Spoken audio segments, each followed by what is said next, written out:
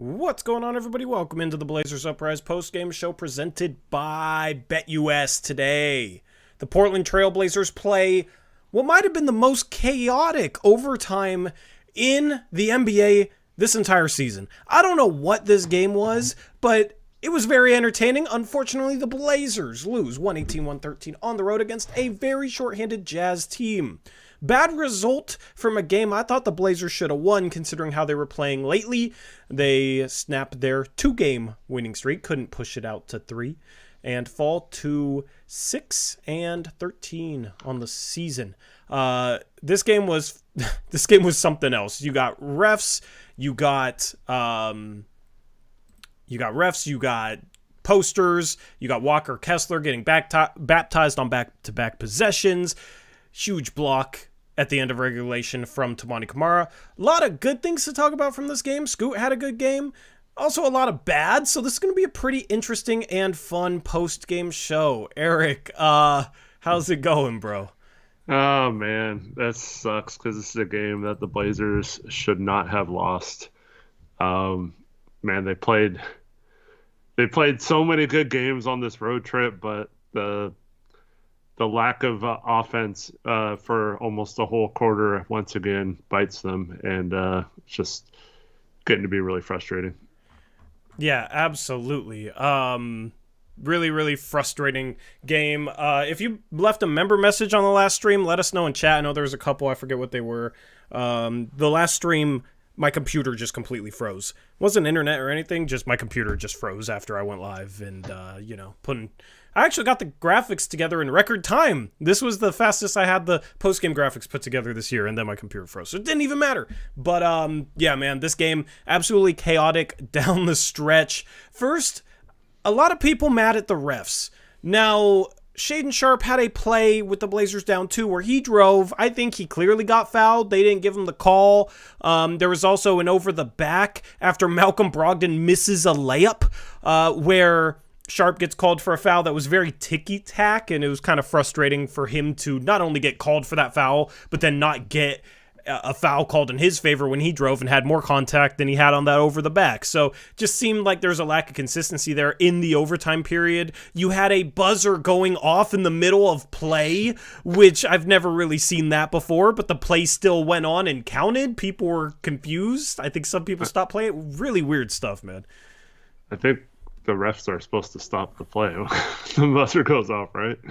I don't think they're supposed to let them play. I thought so, but they just let them play. They just stood around. So they just had a lack of control in this overtime period. I mean, we scored off of it. It was a Tumani putback, so no complaints there, I guess, because it worked in our favor. But yeah, these refs down the stretch in this game were just pretty brutal, honestly.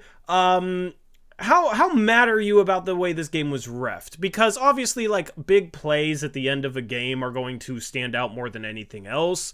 The Blazers did get 27 free throw attempts in this game. They shot 3 more free throws than the Jazz. Like, let's just kind of get the ref thing out of the way, because I know a lot of people are mad about that. Eric, kind of, are you mad about it like the people are, or what's your read into it? Well, to me, the 3-point shot getting taken away isn't necessarily the ref's fault, but on a made 3 at the buzzer, like, why don't they stop play right then? It makes no sense to me, because then we played the next almost 2 minutes thinking we had more points than we did. Mm-hmm. But I put this on Chauncey, man, because they have to know on the bench that 3 is getting looked at. That you could see on the TV, the ref signal to the thing like they did on Sharp's 3. They gave us an extra point there. Utah had a 3. I forgot who hit it right after the buzzer thing went off, and they reviewed that to make sure. I think it was Collins. His both feet were behind the line. So they had to have known, or should have had someone on that right away saying, hey, that's not going to count when they look at it. We're really down 2, not up 1 in this situation. And they dribbled the ball out, and then at the end, man, you're down 3 or whatever, down 2. You're playing like it's a tie game. You just dribble out the shot clock, you bring the ball up slow. Like, I don't get it, man. So, like, yeah, the refs missed some calls, But the refs aren't the reason why we were down 16 in the first half and played like absolute garbage in the first half. And the refs aren't the reason why we didn't execute down the stretch. Or Malcolm, yes, they call a ticky-tack foul on Sharp, but that was on Malcolm. He had a wide open lane, and why did he not bank it? Like, why did he try to lay it in off? You never lay it in off without using the glass from that angle. Like, it makes no sense. And so, like, all these things happen. Yes, you can blame the ref. And yes, it was clearly a foul on Sharp on the drive. Sometimes they miss calls, and the Blazers have no right to blame the refs in this game. It's okay for fans to do it and say that, like, in this setting, it's fine. But, like, the Blazers played like absolute garbage in this game for most of the game and have no business blaming anyone but themselves for this loss. Yeah, I 100% agree. I mean, you're going against a Utah Jazz team without Lauri Markkanen, Jordan Clarkson, and Kelly Olynyk. And this Blazer team kind of raised expectations slightly after their past couple of games. You know, they have an impressive win on the road against Indiana. They look good against Milwaukee on the road, almost beat them, should have beat them if they could hold on to a 26-point lead. Then they beat Cleveland on the road, have a miraculous comeback. And I actually thought the Blazers should have been favored going into this game for maybe the first time all year. Like, the Blazers have not been favored. They're one of the bottom dwellers. Utah was very shorthanded, and I mean, the Blazers just simply did not play well in this game. You had certain players that did good things in this game, but, you know, Jeremy Grant this was his worst game of the season, and then he goes out with a concussion, so just makes this game even more brutal for him. Hopefully it's nothing too bad, you know, hopefully he gets healthy, but as far as his play went, I mean, he was very brutal in this one. He was basically, he started 0 for 8, had 3 turnovers. I thought his rebounding was awful. I thought defensively there was a couple of times where he just kind of fell asleep. Like, he was very, very brutal. I thought Ayton didn't really make an impact in this game when he's going up against Omer Yurtseven. Like, you got to be able to dominate that type of game, and he just was kind of an afterthought throughout most of it. And, you know, Malcolm Brogdon, while he did some good things in this one, still, you know, misses that layup late. Like, you got to have that, man. You got to convert that.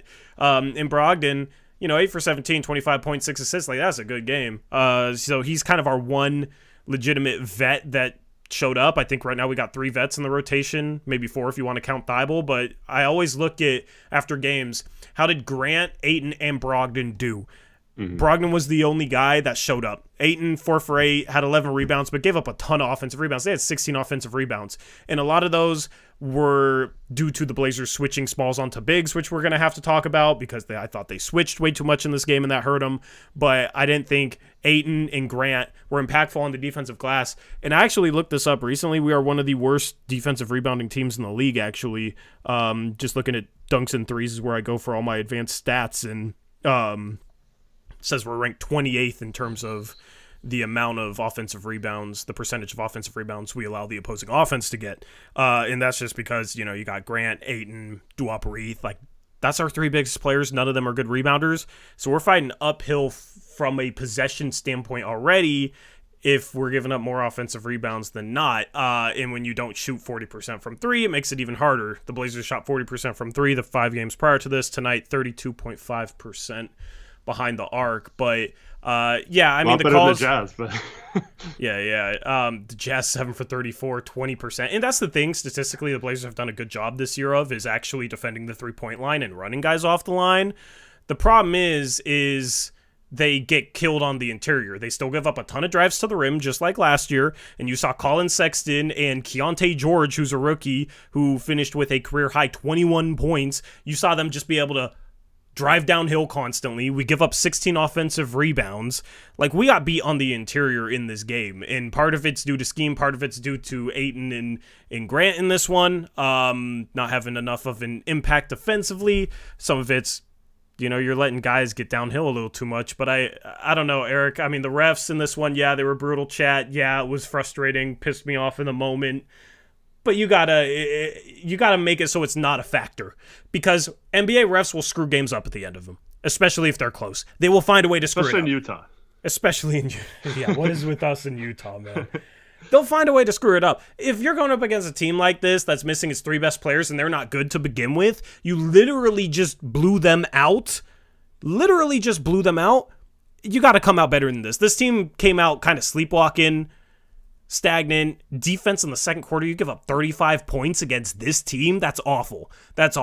So the Blazers don't really have anyone but themselves to blame for the game getting to that point. And then, brutal stuff down the stretch the last couple of minutes. I mean, NBA refs suck. I absolutely agree with you.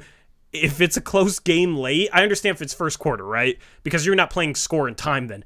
But if it's in the final 5 minutes of a game and there's a 3 at a shot clock buzzer that goes in, it's already a dead ball. The ball went through the net. Just blow a whistle, review it if it's within the last, half of a second.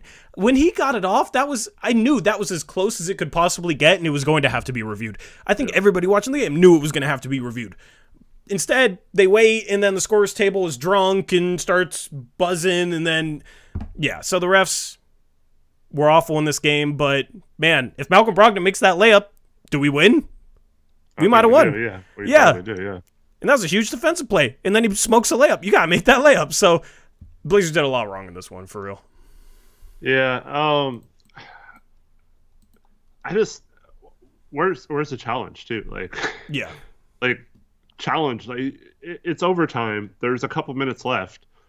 You might not win that challenge with Sharp, the ticky-tacky one over the back, but it was off him clearly, and that's the rule. So, if they decide it wasn't a foul, really, which it could have been, I was like a 50-50 maybe.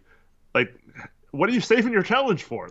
That's what you save it for, is a play like that us having the ball there instead of them getting the ball is maybe the difference in the game. Absolutely.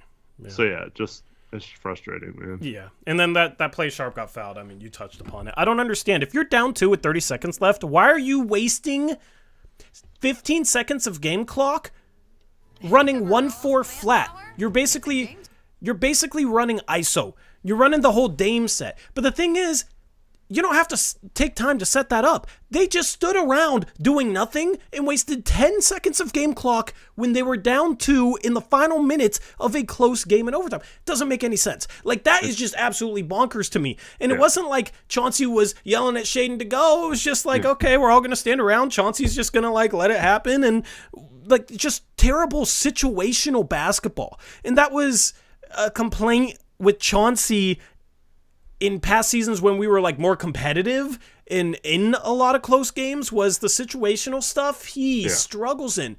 And I mean, it just makes absolutely no logical sense to do that. Okay. In the end, it's just going to be Sharp attacking a defense. Oh my goodness. I got to stop with the ESPN ads.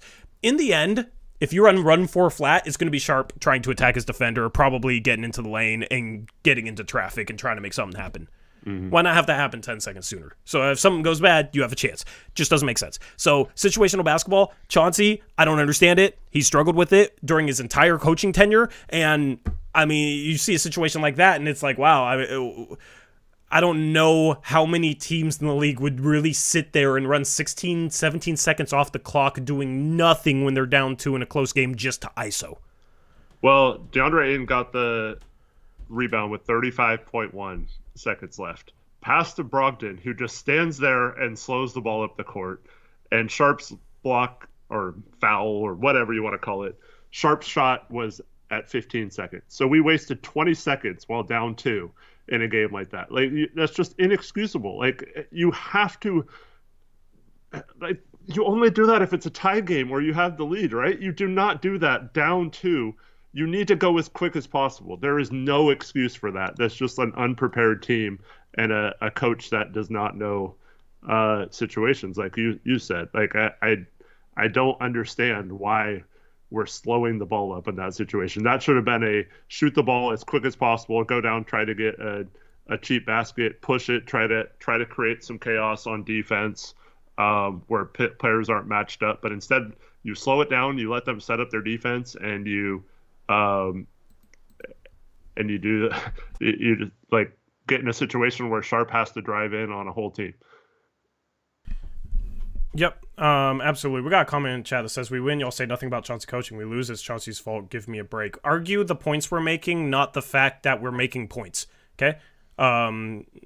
because, I mean, can you explain to me why they're wasting that much game clock late in the final minute of an overtime period where they're down 2? If you're up 2, sure, right? Like, you're wasting the clock out. But when you're down, you want to preserve as much clock as possible because you want as much time to make up that deficit. So it doesn't make sense to wind game clock doing absolutely nothing, especially when it's 30 seconds left. So you know, if you don't like us criticizing Chauncey, fine, but it's a legit... I don't know how you can argue against that being bad. It was not good. I thought offense was pretty stagnant in the first half, and here's the thing. A lot of times when we do lose, it's because we're not doing as many good things as when we win. So there's a reason why. You can maybe look at Chauncey or look at the style of play, because normally how we play correlates with how good we do, believe it or not. So, I mean, offense in the first half, pretty stagnant. I thought we got better there a little bit in the second half, even when shots weren't falling. I thought we tried to get out and run a little bit more. I think a lot of that was Scoot. He played a decent amount of minutes there in the second half. He had a decent game. 6 for 15 ain't great, but, you know, we'll talk about him in a second. I just thought defensively they switched almost all game. We're switching Scoot onto centers, and then we're trying to cover for him, so somebody's leaving their man a little bit to try and be ready to help him if the center gets the ball. A lot of times it was Yurt7, so I kind of get it. He's not a guy that's necessarily going to kill you, even though he did once for the Heat before against us. But we're switching all game, and then we're having Scoot box out a center or Sharp box out John Collins, and that's part of the reason why they end up having 16 offensive rebounds in this game.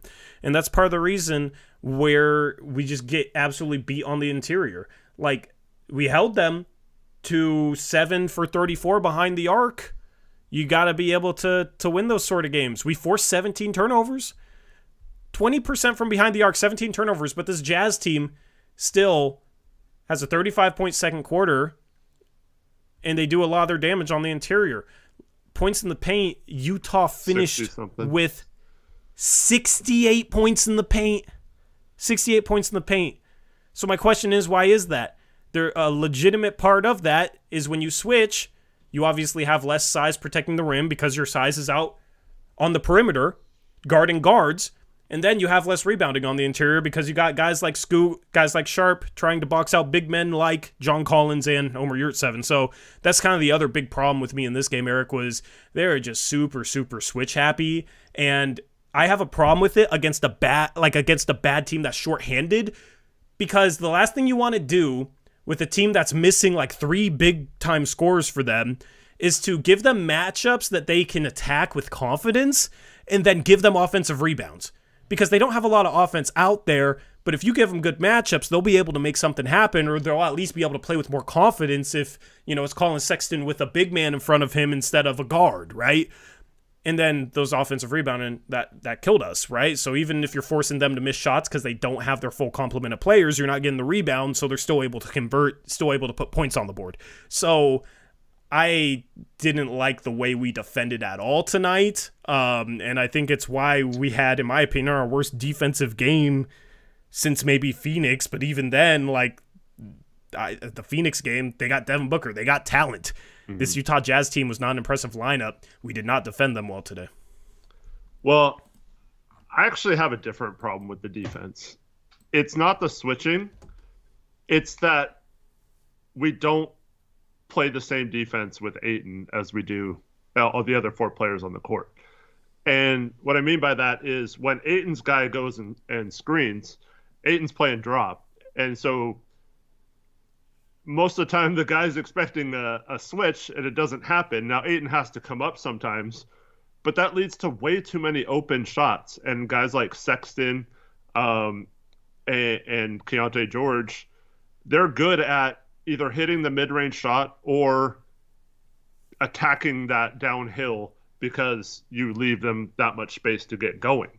And so the problem is it's not everyone. Like if Ayton's jumping those screens and we're switching on him, it's not like Walker Kessler was posting up on Scoot or something. It was more the rebounding thing. So Ayton's got to like not take himself out. He was kind of doing the Eubanks thing where he was getting out of position on blocks, and then the rebounding was wide open, and then we don't have well, when Grant's in the game, we don't have a power forward who rotates down to rebound, so it makes it doubly hard to compensate when we get in those positions. So I just look at it like, because Keontae came off that screen and had a couple wide open shots in the second half, and it's like, what are we doing? Like, why are we switching everything except for letting Keontae George do that against when he gets a screen from the guy guarding Ayton? I don't understand. Yeah, no, there was some good out of it, but I think it was more so just us making plays and us doing a good job keeping the ball in front of us in certain situations that forced turnovers. I think it was Thibault playing the passing lanes, Camara. Like, I think it was more individual effort than us switching, because we had 11 steals in this game. We forced 17 turnovers. Camara had 4 of those steals. Brogdon had 2. Sharp had 2. You know, some of it was like Brogdon had a steal pressing up. Scoot had a steal pressing up in the backcourt. We had a couple backcourt steals. So, like, that stuff's all cool, you know what I mean? If you're able to force turnovers out of that and not get beat, then go ahead and make life tough on them bringing the ball up the court, especially when they have Keontae George as their starting point guard in this game, who's a rookie, who was looked at as maybe more of a 2-guard coming into the league, but has been impressive in terms of being able to run some point. Like, still, he's inexperienced. He's not their normal full-time, you know, point guard. Like, he kind of splits duties with Jordan Clarkson when those two guys play. Mm-hmm. So, you know, we forced turnovers. That's why the defense didn't give up more points. That's why a lot of the times the defense looked good. I don't think it was due to the switching. And I think switching killed us, especially in that second quarter, especially when they went on that run.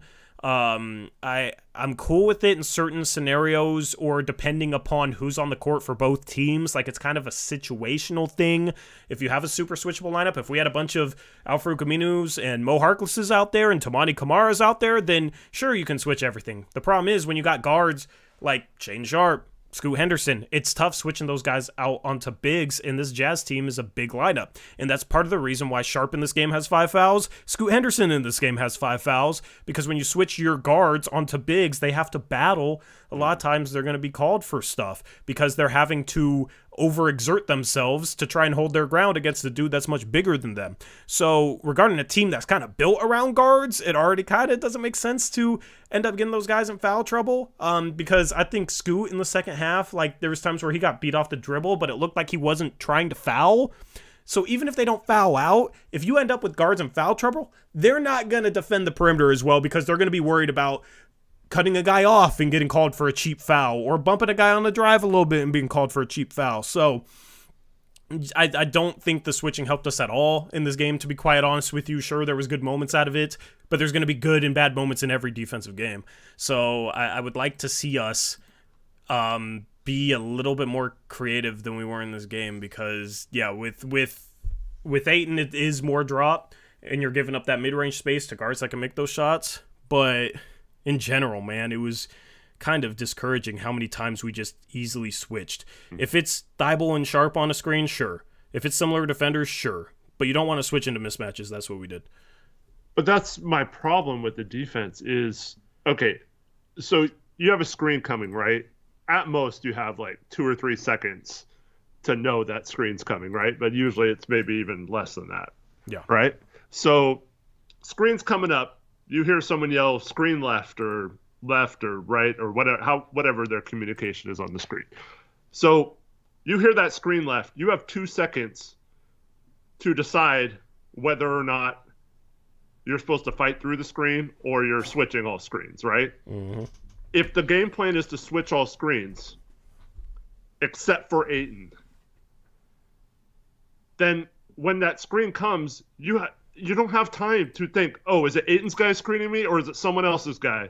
Like, and then you have to like, you have to react to that. So like, yeah, the guy guarding the screener has to call that, right? So because he's the one who can see, you know, who's defending the ball.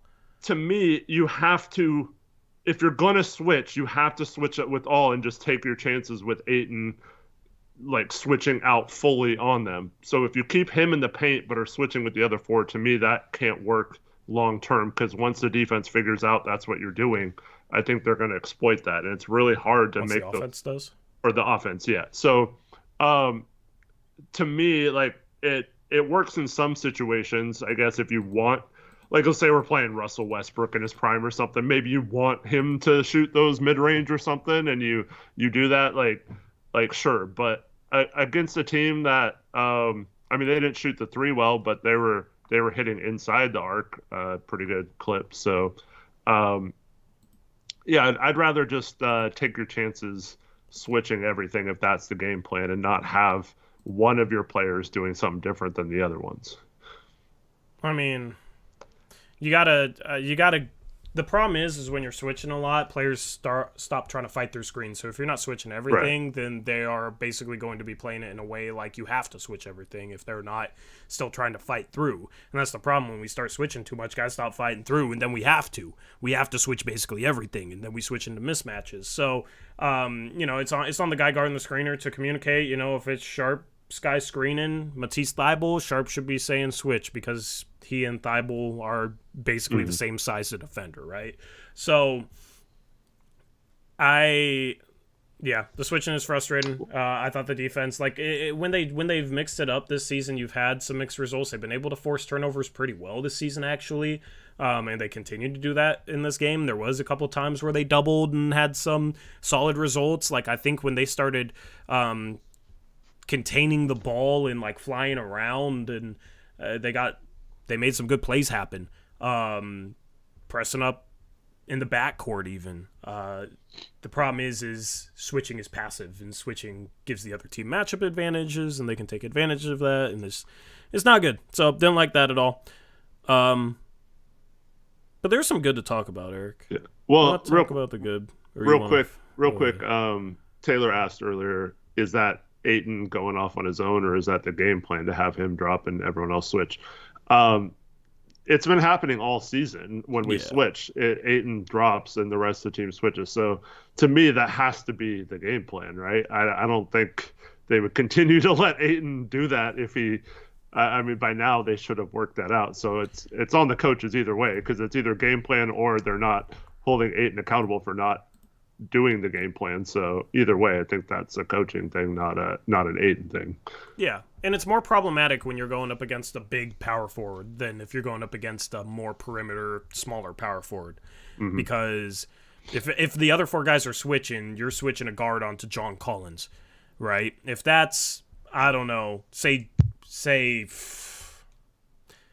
I'm trying to think of like a good example of a smaller power forward, but say you just have a perimeter guy out there that's like 6'8", that's not really going to do anything inside, not really going to rebound, then it's not as bad switching Scoot onto him. But if it's John Collins, that dude's legitimate 6'10", athletic, can score on the inside, can score on the outside, can shoot over people.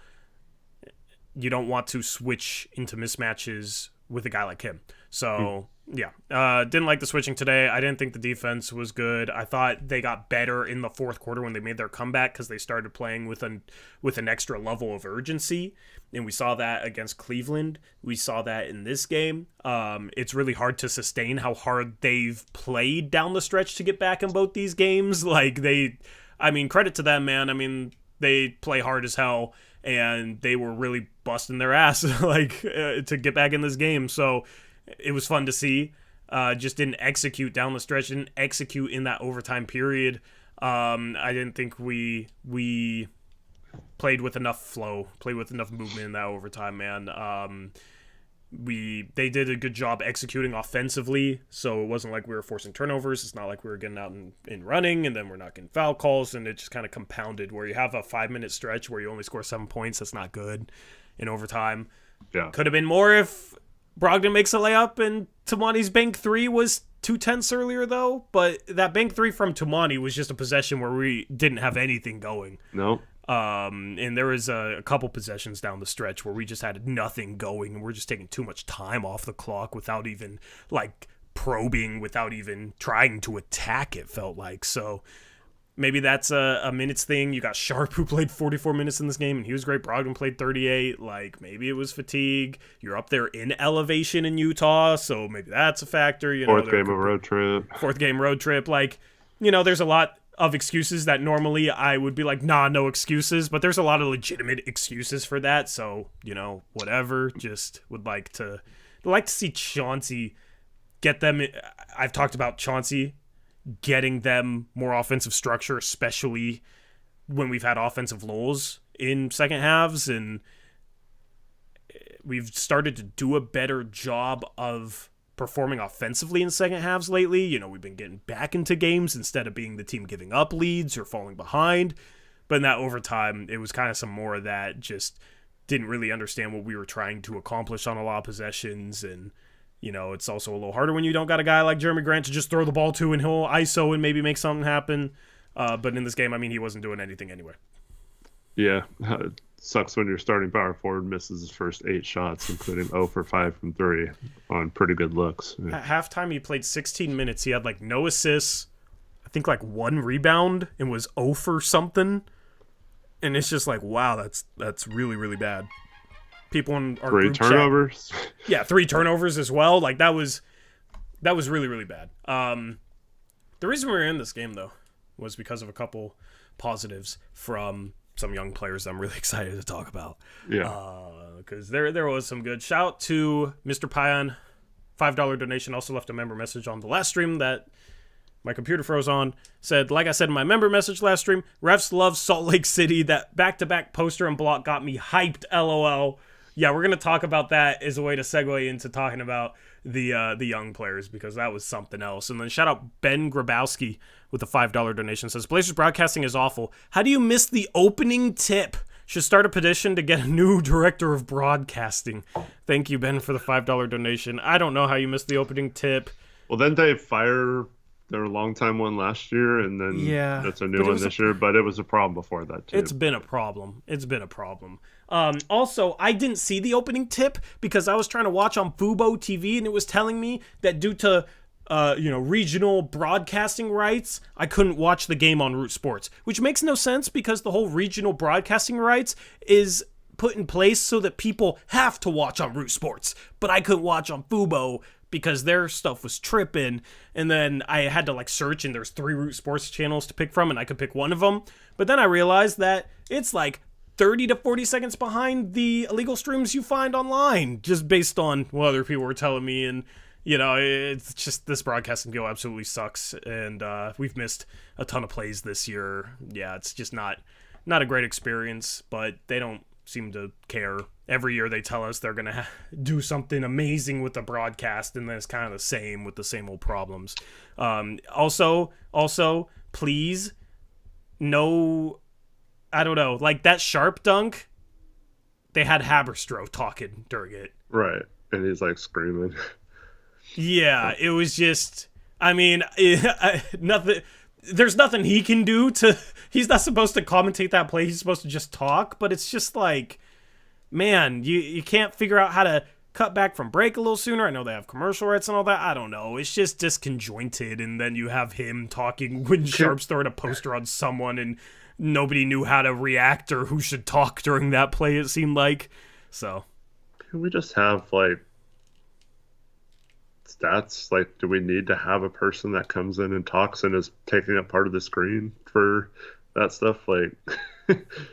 Yeah. Can't we just say the stat, whatever stat he's about to say? Yeah. They could do a number of different things. I don't really understand why they do things the way they do, but also Root Sports in the second half was glitching out a ton. Thankfully not in overtime, but most of the regular second half, it was going in and out. It was it would pause for a second and then it would come back and you'd miss a shot or a play or whatever. It'd be 10 seconds later on the shot clock or whatever. So yeah, it was technical difficulties as well. Yeah. We're used to it though, unfortunately. We're used to it, so hopefully they get better. Before we talk about the positives, this postgame show is brought to you by BetUS, which is our sportsbook sponsor for the entire season. If you want to have some fun with the NBA, and it's been a chaotic NBA season, you can have some fun with BetUS. You can use my link in the description box below for 125% deposit bonus. You can get in on college football, which the college football playoffs announced tomorrow. So it's about to be bowl season, so you can have some fun placing bets on bowl games. You can also have some fun with the NFL, which is getting into the swing of things. Me and Eric, our Niners play the Eagles. I almost said our Eagles. That would have been bad. Our Niners play the Eagles tomorrow. So a lot of good NFL stuff as we get down the stretch. And then, of course, the NBA is underway. In-season tournament coming up soon. So if you want to have some fun, create some intrigue, create some rooting interest for yourself with those games, check out BetUS and use that link in the description to receive a 125% deposit match. That's free money to play with. Chat, I know you guys are smart when it comes to sports, so put that in play with BetUS, a reliable sportsbook with great customer service. Shout out to them for sponsoring this post-game show. So, we started talking about the Sharp dunk. Sharp and then Tamani, back-to-back possessions. This dude, Walker Kessler, was out there getting baptized. Was out there getting dunked on. My goodness. That's how Sharp needs to do that more. I feel like Sharp can do that more. Yeah. And if not, he's going to get to the free throw line. Maybe once the refs respect him. Because, see, if he was a star, I think he would have gotten that call at the end, and I think he'd live at the free throw line even more. But he's still a second-year player, plays for the Blazers, so he ain't going to get that respect yet because, of course, because the NBA is the NBA. But that Sharp dunk, was that the best dunk of his career? Yeah, in terms of postering someone, I think so. Maybe he's had more like athletic or cooler dunks, like doing something else. But I think just in terms of posterizing someone, probably. Yeah, absolutely. Especially the game in time too. Mm-hmm. Like that was a clutch poster. On Walker Kessler too. It wasn't just on any big man. It was on Walker Kessler, who's one of the biggest, best rim protectors in the league. I know he's just coming back from injury, but still, that's impressive. And then next possession, dude, I love Tamani Camara. I think I'm going to get myself a Tamani Camara jersey because this dude is so much fun, man. Like, there's an extra level of intrigue for me when Scoot Henderson's in the game. Mm-hmm. There's also an extra level of intrigue for me when Tamani Camara's in the game. Defensively today, I thought he was phenomenal, flying around all over the place. As I said earlier, 4 steals for him. But then offensively, he's 4 for 8. He's starting to do some things offensively. He was 0 for 3 from 3, but he's been hitting a few more threes lately. Okay, but he was 4 for 5 inside the arc. This is back-to-back games where he's had an impressive drive and dunked. This time it was on somebody. It was on Walker Kessler. He basically got to the rim. It wasn't even over him. He just got to the rim quicker than him. He looked so good on that drive. And if you remember last post-game show, Eric, when I was talking about Maurice Harkless back in his prime, how he just found ways to dunk the ball. He just found ways to like get to the rim and just throw it down. A lot of him like quick dunks or just kind of weaving around people. I think Camara has that same potential.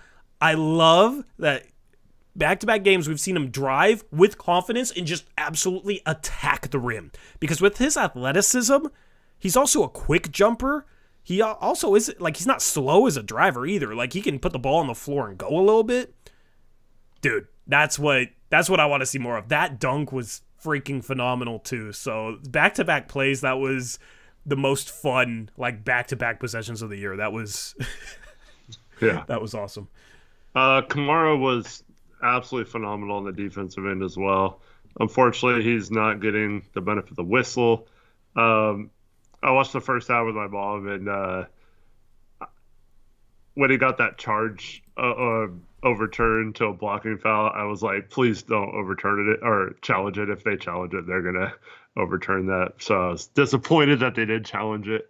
But it was still a good try, good effort to get over there. But, man, he made some plays in this game that are just elite level defensive plays. And, it's really exciting to have that type of player on the Blazers. It's someone that we've needed for a long time. He's the best player on this team right now. The best defensive player on this. Did I say defensive? Did I just say best player? You just said best player. Yeah. Sure, let's go with that too. Let's go with that. No, he's the best defensive player on this team. Come on. That's a little much. Yeah. Let's not take it too far. Dude. Yes, he's the best defender on Yeah, he's the best maybe defender. Thibault, but like. But Kamara's more well-rounded, man. And Kamara's doing a good job. Like, he forced 4 steals in this game. He's really playing the passing lanes almost like Thibault is. And the thing is, he can block more shots around the rim. He's more of a rim protector. And I don't think he's any worse on the ball than Thibault is. And, I mean, just look at that play with Colin Sexton. Even if he gets beat, his closing speed is so impressive and he's so quick off the floor that even when he's beat, he's really not. Because on that drive at the end of regulation to win it, Sexton beat him. Sexton absolutely beat him off the dribble. And yeah. I think there's been possessions where Camara's done a better job than that, keeping the ball in front of him. Like, that wasn't his best moment in terms of, like, keeping the ball in front of him. But he made up for it. And that was the thing, you know, I'm talking about Mo Harkless a lot. The Rip City Remix just signed him, you know what I mean? But, like, I've talked about in the past how we need those types of defenders where, like, even if they're beat, they can still compete. They can still block a shot. And, dude, it wasn't like he just barely blocked that shot. He was beat off the dribble and literally just swallowed the ball. Just absolutely eviscerated whatever Colin Sexton was trying to do. Yeah. Like, that's an NBA-level athlete at the forward spot defensively. And 4 steals, 1 block, that's 5 stocks, you know. But then just the way he rotates, the way he reads things. Like, I'm so excited to see how impactful he is when the Blazers, you know, like, are better in 2 to 3 years because, yeah, he's so much fun to watch. He's a freaking steal in that trade. Like, I feel better about getting him than Deandre Ayton in the Suns trade. Yeah, not that I wanted Grant to get hurt, but I kind of like that we had a different lineup with Tamani and Thibault playing there at the end. It was just fun to see a different situation than just because Grant's been our most impactful player at the end of games so far. So like it was nice to see how the team would respond. And now they lose, so it's not great, but I was interested to see how it would go, and I thought they did a pretty good job. He might be our long-term starting small forward. Like, Code has an interesting comparison. He said he reminds him of Tayshaun Prince. I've never thought about that, but that's a pretty good comparison. Yeah, I mean, with him, it's just knocking down threes, and then once he starts consistently knocking down threes, attacking closeouts. That dunk he had, I'm pretty sure, I don't remember exactly what it was. I think he attacked a closeout on that. And that's where his three-point shooting matters. But, like, he should be somebody that's finishing all the time around the rim. I think he needs to get a little bit better at, like, figuring out what to do when he gets downhill and can't dunk the ball. But there's been times this season where I wish he would try and dunk the ball, where maybe he tried a little Euro step, side step, and you're seeing him get a little bit more confident attacking the rim and just going at guys. And he can make the right pass. Like, that's the other impressive part about him. Like, he's not going to average, 5 assists per game or anything. Like, his assist numbers aren't great, but he'll make the right play when it's there. Like, he's not a turnover machine or anything. So I'm just really curious to see the evolution of the offensive side of things. His three-point shot isn't broken. He's 30% on the season right now. So hopefully he can get that up a little bit more. But he was brutal to start the season shooting from 3. He had a really rough stretch, and he started to get better. 0 for 3 in this game. Was almost 1 for 4 if you count that bank shot. But the three-point shot I'm not really worried about. I think it will be good enough for him to be respected at some point. I think he'll be able to effectively attack closeouts, and then it's like, okay, what is his offensive production? Can he be a guy that gets 12 points per game, 13 points per game to go along with the defense that he provides? I don't know, but it's going to be fun to watch the offensive side of the things evolve for him, because I think he can read the game offensively better than maybe he gets credit for, and he's not mistake prone. He makes the right play. He's athletic. He can catch a lob. If this team was running in transition as a lane filler, he'd be deadly. So it just starts with being aggressive, attacking the rim, and you've seen him evolve in that regard in the last 5 games. Yeah, just needs to maybe stay out of foul trouble. Got in foul trouble again early in this game, but he also had that nice in and out dribble in the first half. Got by a defender, got to the rim. So the evolution of his game is really nice right now. Yeah. So super fun to watch, man. And then we haven't talked about Scoot yet. Scoot had a career high today. Now he shot 15 shots, but he showed flashes in this game. He had He had five rebounds, 3 assists, 2 turnovers. One of those was one where he just like fumbled the ball on a dribble. And it's just becoming even more clear cut what is holding him back. But I want to hear your thoughts on this game from him. 6 for 15, 17 points, 5 rebounds, 3 assists, 2 turnovers, 2 for 5 from 3, 3 for 4 from the free throw line.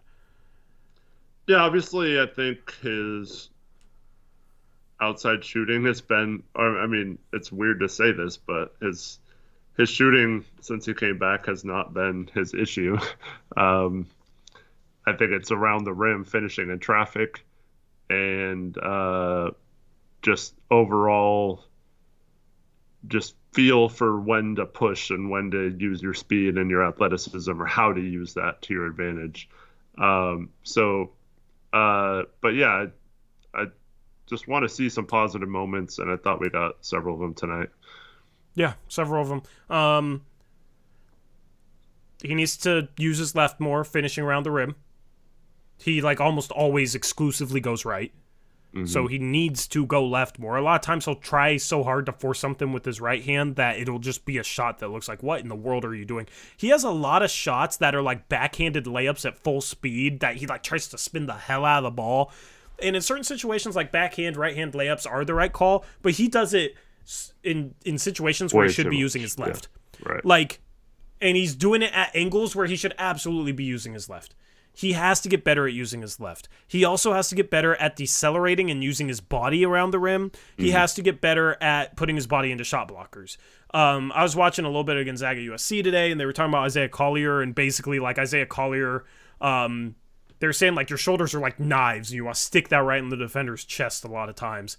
Scoot, almost exclusively, is just, like, drive right and try and blaze past the guy. He doesn't go left enough. A lot of times guys will slide so hard to the right where if he just actually like went right and then crossed over to his left, he would have a lane. The problem is he like will be at a standstill and then he'll be at 100 miles an hour and that's the direction he's going. There's no like accelerate one way, cross over when you get cut off and get into the paint. So he needs to learn that part of things. He needs to get, part of that is needing to be more comfortable going left. How many times do we see him like drive right towards the baseline and get under the rim? Have we seen him once when he started that drive get cut off and then cross over back to his left? The only time he goes with his left is if he's going across the key from like the right side of the court so he can backhand a right-handed layup. That's like the only time we really see him go left. So he has the pieces, right? And the pieces are why he was such a highly regarded prospect. Or why people thought he was going to be great right away. The problem is he has very clear things to me that are holding him back. One obviously was the 3-point shot. Nice to see him have another game where he hits multiple threes. 2 for 5, you'll absolutely take that. But the finishing around the rim, he's so strong. He's apparently, his legitimate height is out now and it's 6'3" without shoes because the NBA before the season like lists height. I don't know if you've seen all this, Eric. Yeah. But 6'3", long wingspan. Just watch the way like Malcolm Brogdon, when he drives, uses his body. He doesn't beat people with like crazy quickness. He just gets a step on him and uses his body and just shields the defender off the layup. Scoot's strong enough to do that. So he'll learn that stuff with time and with the right mentorship. I'm not really worried. Like, he will become a deadly driver. So I'm not worried about, like, the stuff he throws up that looks, like, awful or, like, him turning the ball over because he's trying to force his right hand. Because at some point, he'll get better with his left, learn when to cross over back to his left, and he'll figure things out. Yeah, I think he needs to, like, his last dribble needs to be a power dribble where he goes up towards the rim. Like you said, decelerate at some point. But to me, he's bringing the ball up when he's out of control, and then he's got no real touch. Like those backhanded layups you're talking about, those need to be soft off the glass when you're using spin, and he's throwing them like as hard as he can. As hard, he plays hard no matter what. It's like all the time. So like even his shot layups are hard, and they always. I mean, there's no excuse for getting to the rim and laying it off the backboard and having it go so far off the backboard it doesn't even come close to hitting the rim. Like that's just out of control. So you have to find a way to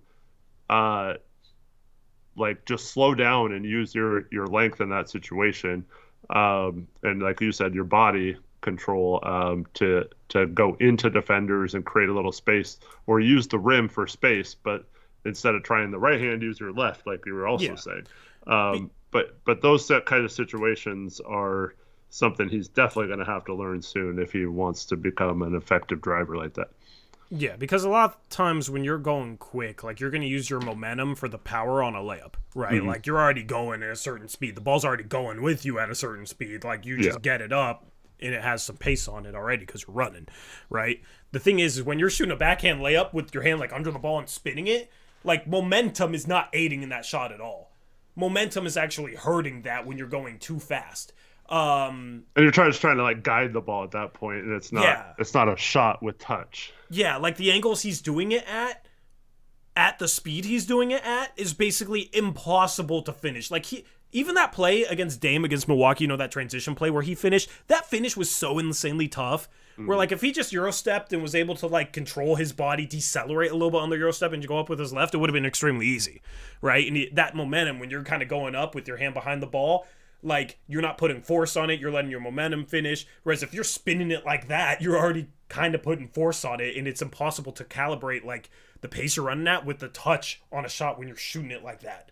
So that's where just a lot of the out of control stuff, I think once he gets better with his left hand, better with his handle, will improve.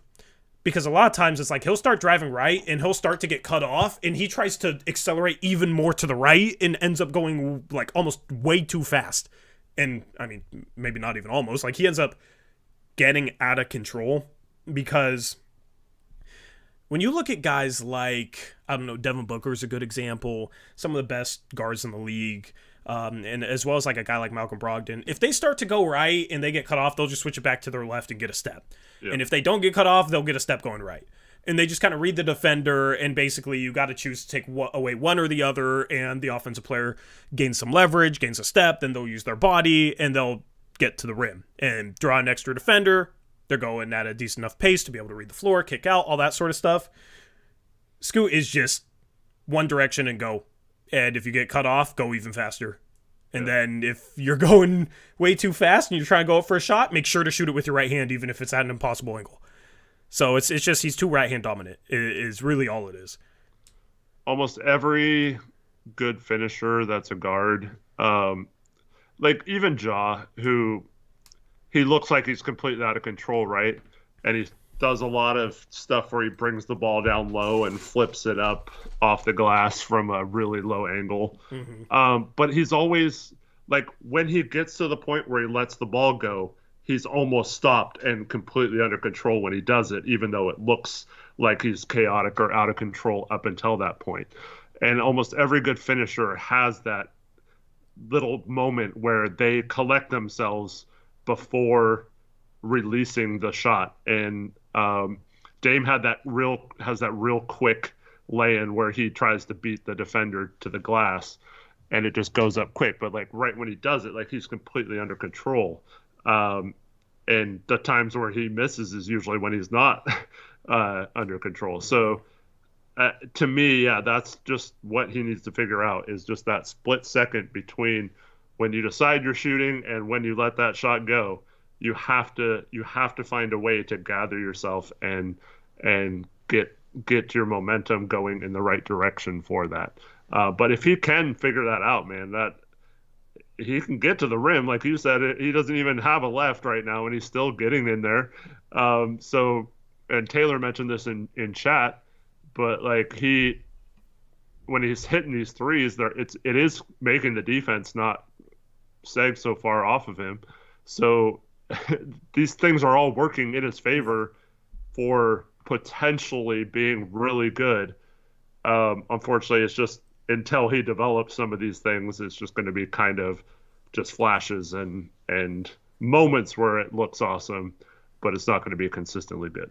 Yeah, I mean, for a terrible analogy, maybe it's a good analogy. I don't know. You know, my analogies are all over the place and very hit or miss, but it's like a beautiful puzzle, man. It's like a beautiful puzzle. All the pieces are scattered along the floor and not put together, and it's just an absolute mess. All the puzzle pieces on the floor looks ugly. looks ugly, right? But you start to put some of these pieces together, it's going to make for a real pretty picture, and that's really where we're at with Scoot. Is he has very clear things that he needs to work on. I'd be more worried if it wasn't like clear what he needs to work on, right? And the thing is if he doesn't improve these things the next 2 or 3 years, then obviously then that's time to worry. But that's why you got to give him time to try and figure this type of stuff out, because he's starting to figure out the shot. I think I don't know, maybe he's seeing better. He just got new contact lenses and he's wearing the goggles to like protect them or something, which is, I wear contacts. I don't really understand the wearing goggles to protect your contacts part, but I guess it's so he doesn't scratch it during the game or something. I don't know. Yeah, which I guess he's just not comfortable with them, not used to them yet. So I don't know if the goggles are here to stay then, but he started shooting the ball better since he started wearing them. He started wearing them first game back, right? Or was it second game back? I think it was the second game back. Yeah. In his last 4 games, he is 7 for 17 from 3, which is like 40-ish%. And that's with the 0 for 5, including a shot that was from like 60 feet last game. So if you take out that 60-foot shot, if he protected his 3-point percentage, it'd be 7 for 16. That's 44%. So that's a good sign. That's a great sign. The fact that he's starting to hit threes is a great, great sign. And it'll open up more for him, as Taylor said. Now it's the attacking and finishing part. In the last 4 games, he's also averaging a little under 3 turnovers a game. That's still not great, but that is better than where he was at to start the season. Like his first 4 games of the year, he averaged over 4 turnovers a game. He had 4 every game. So you've seen him kind of clean it up. You're not seeing as much of like playing a high less minutes though. Yeah, he's playing less minutes, but the thing is that's impressive then. Like, the 5 for 10 game, 27 minutes against Milwaukee has 13 points. Like he's had his 3 biggest scoring performances in his last 4 games where he's playing less minutes. So, yeah, the turnover numbers still aren't great, but it's due to the stuff that I'm talking about. So he gets better with his handle, gets better with his left, learns how to finish on the interior, and then learns how to use his handle, use his body to not have to play at 100 miles an hour all the time. It'll be easier on him to read the floor then and see guys that can pick off his passes, see open teammates.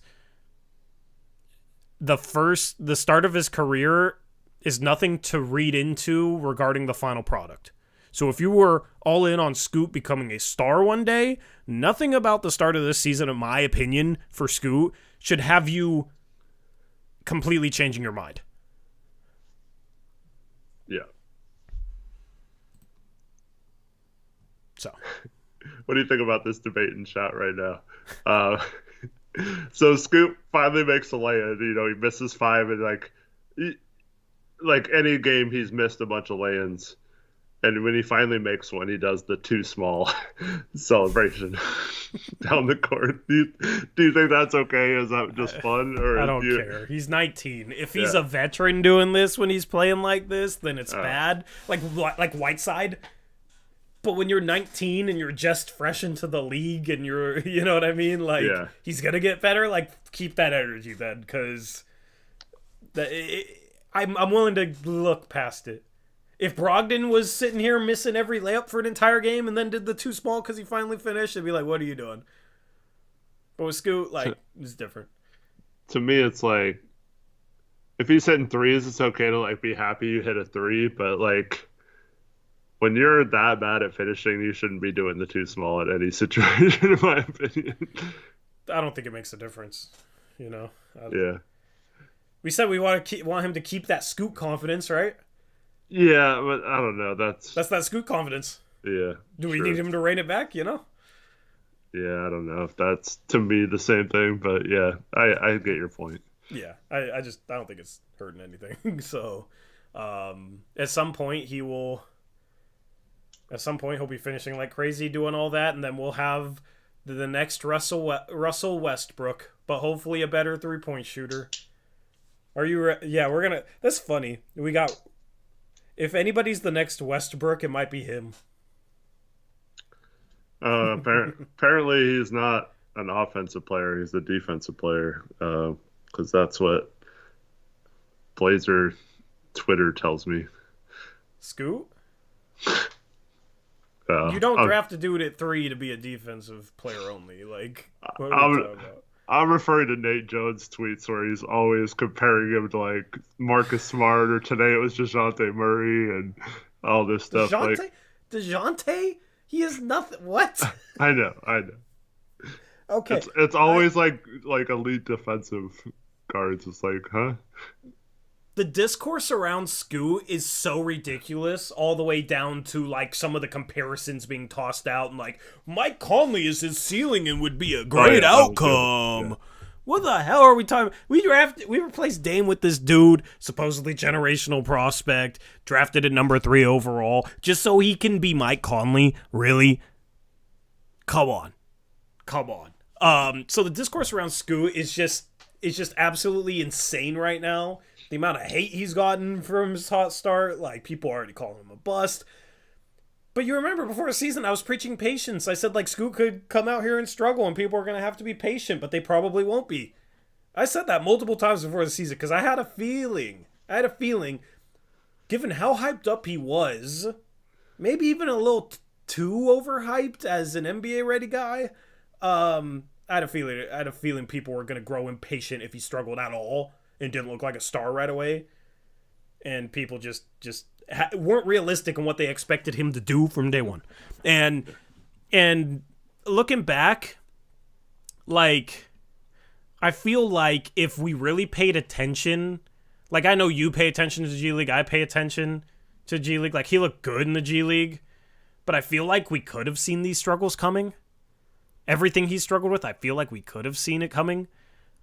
Because looking back, like, he didn't use his left a ton.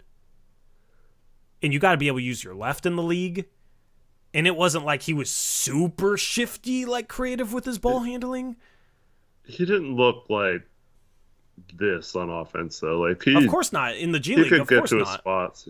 Yeah, but it was in the G League. He could finish around the rim. Maybe not in transition. But maybe that should have been... Because he was not good. Here's my question: transition. The finishing around the rim, how much of it was with his left? I don't remember. I have to go back and watch. Yeah, that's kind of my point. Is just like, I don't remember. I mean, I haven't watched his scouting breakdowns or that sort of stuff a ton lately, but I don't remember him doing a ton with his left.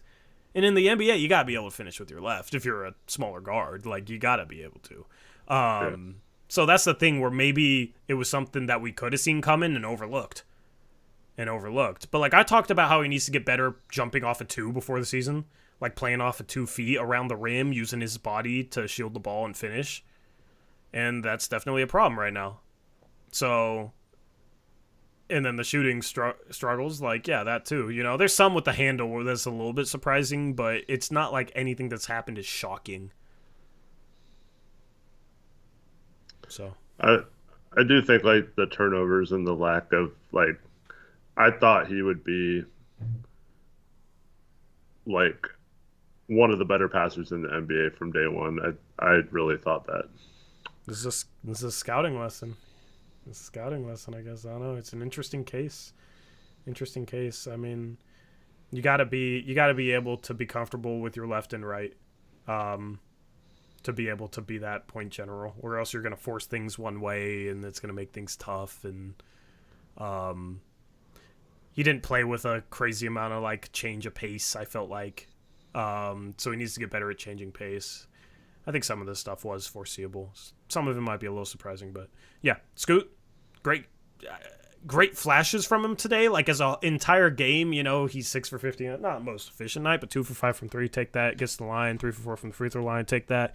Had some decent defensive moments. I think some of the defensive plays where he looked bad was him being in foul trouble, so he has to foul less. But I think he did have some good moments, including that steal. So he's looking better. If you, let's say, during his injury when he was out, if I said, okay, this is what he's going to do his 5 games after it, because he's been back for 5 games, would you have been Would you have been happy after he looked terrible his first based on 5 how games? he looked the first, yeah, absolutely. Yeah. But Like, okay, I have a question for you along those regards. yeah, yeah. Okay, right now, you you can go back knowing everything you know right now. You still have to trade Dame. We still have to keep the third pick. Are you still taking Scoot? Yes. Okay. I don't know if the answer is yes to everyone though. That'd be an interesting poll Are you still question. taking him? I mean, yeah. I think you have to shoot for the stardom of Scoot, but and Amen hasn't he's been hurt and hasn't had a lot of playing time to know. I mean, Usser's been good for like a forward type player, but I don't know. Yeah, Yeah, I mean, who would you? Yeah, if it's not a yes, then who would you take over? You know, it's kind of my question. Like, yeah. you taking Jaime Hawkins over him because he's the third best rookie right now, No, apparently. he's not only the third best rookie. He's like GMs would take him over Dame. Yeah. So, I mean, I ain't taking Jaime Hawkins over him. Like, um, chat. If you vote no, who would you have taken then? Is my question, because we got 44% of people voting. Only 18 votes in the chat, but we got 230 people in here. Make your voice heard. I'm curious. I mean, you're entitled to your opinion. I just want to hear your opinion. I want to hear your case for it. If you're voting no, if later on we trade Grant, which that's the other debate, that's driving me crazy right now. We have to keep him. He's untouchable. But no. Okay. Just hypothetically, we trade down to like 5 or something, and we get a Sir, but we do like pretty much everything else the same, but eventually trade Grant. And then we're looking at an Anthony Sharp, a Sir, Camara, Ayton lineup. I don't know. That seems pretty interesting to me. You know, like I'm not saying I want that over Scoot, but that is like, ooh, that would be pretty nice to have those two forwards doing those type of things, and having both of them on the same roster with Anthony's shooting skills and Sharp's development. Like, that's kind of intriguing to me. I'm not saying I would take him over Scoot, but it's. Asar's intriguing in like any lineup, though. Right, You know? right, yeah. But I mean, yeah, that's a fun fit. Shooting is a bit suspect, though. Yeah, I agree, but it's suspect with Scoot. So how about keeping Dame and trading the pick? That was not the hypothetical. I mean, obviously, there's always I know the answer to that question. We would have both done but that. But the thing is, there's always like maybe not quite as good as Asar, but there's always that archetype of prospect that you can kind of find. Mm-hmm. You know what I mean? Like, look, Tamani, right? Look at Tamani, drafted him 52nd. So you can always kind of find that piece. It's a lot harder to find somebody with the traits that Scoot has, so I'd rather just take the gamble with that still. Absolutely. That's why I'm so quick to answer yes. Because you need that dude at the end of the day. You absolutely need that dude. Thomas Ransky says Keontae George. I know he had a great game today, but I am absolutely not taking Keontae George over him. Like, Keontae George is good, but he's shooting, going into this game, he was shooting 34% from the field and 32.6% from three. Like, that's not particularly good either. That's not good efficiency. He's averaging 5 assists a game and only 2 turnovers. Like, that's nice, but he's not a good defensive player. Keontae George in a redraft right now would probably go top 10, but I wouldn't take him over Scoot. I don't think he has quite the level of upside as Scoot. I think Keontae projects as like that fringe star combo guard where Scoot has legitimate star potential. Yeah, I don't know if there's many. I mean, like I said, it's tough to judge the men so far because of the situation and the injury and stuff. But yeah, I don't think there's another guard you're taking over him. Yeah. And if Asar looks this good, then imagine how good Amen would look in a similar situation. You know what I mean? Like, I think Amen is just getting crushed by his situation. So, like, if you forced me to take a different player than Scoot right now, I would take Amen. Yeah. I'm not surprised by anything Asar's doing. You know, like, I had Amen higher for a reason. Dude. I mean, maybe it's just like I said because we haven't seen him in enough, but Asur just looks so much more like a small forward, and Amen looks like a point guard. Like I know they're the same height and all that, so it doesn't make any sense. But Asur looks like the right like fit at small forward and plays like a small forward. Like I don't know, like yeah. Somebody brings up Lively. Man, I wish we had a late lottery pick last year. You guys remember how on board with Lively we were from the jump? What were you gonna say? Did you see his game tonight? I saw something like he was having an insane stat line. I don't know. I want to say it was 20 and 16 with 6 blocks or something. He's okay. Is this? Oh God, I don't know if I want to make this take, but he might be better than Ayton.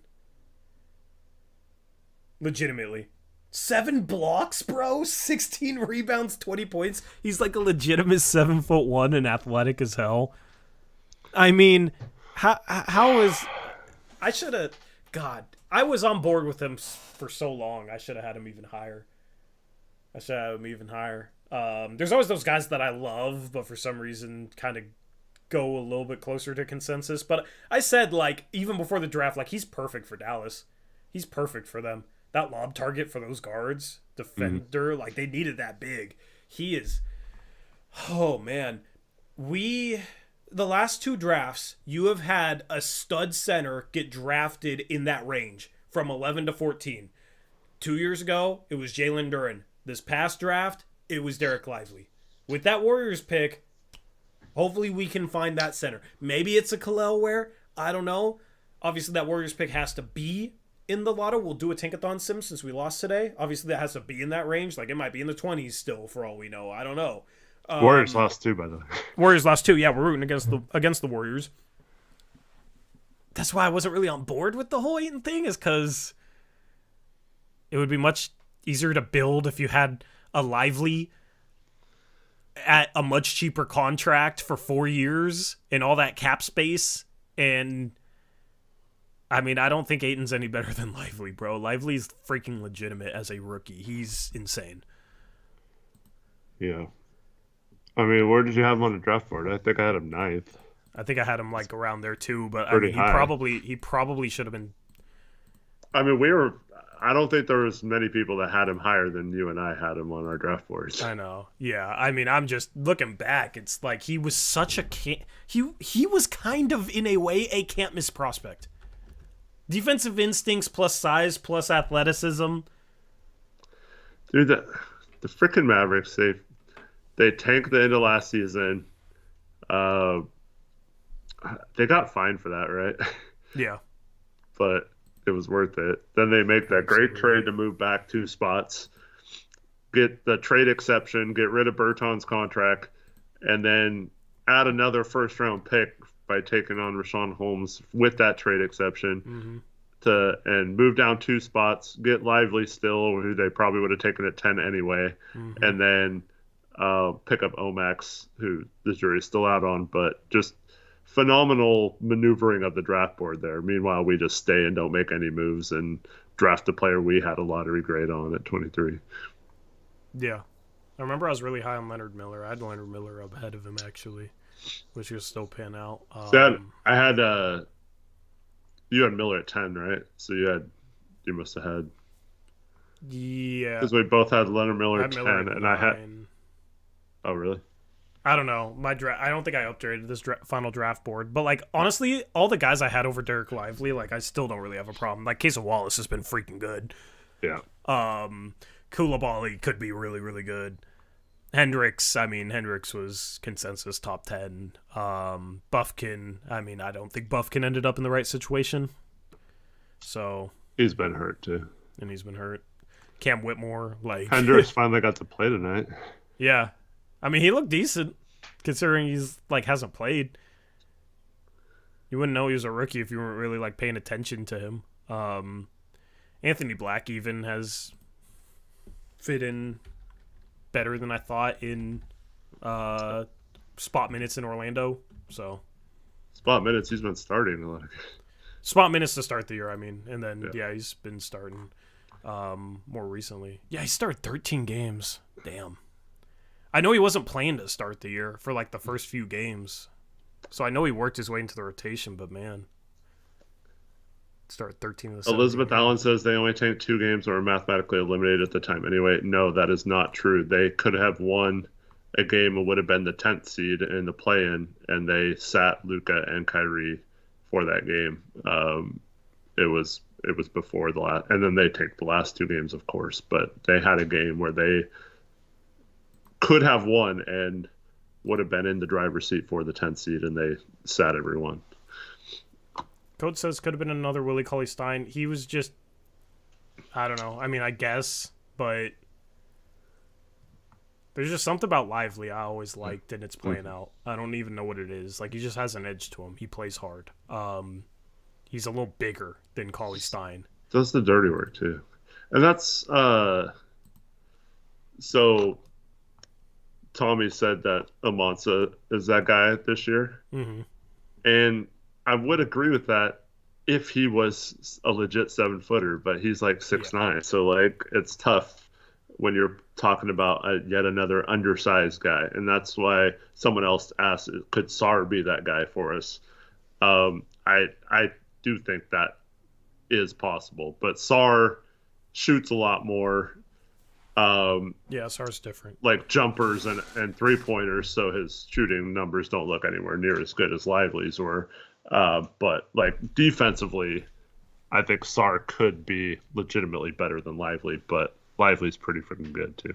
Given what I've seen from Lively this year, if he was in the draft next year, like this next year's draft, and assuming Sar went off the board at number 1 and we were picking number 2, I would take Dirk Lively over the rest of the prospects right now.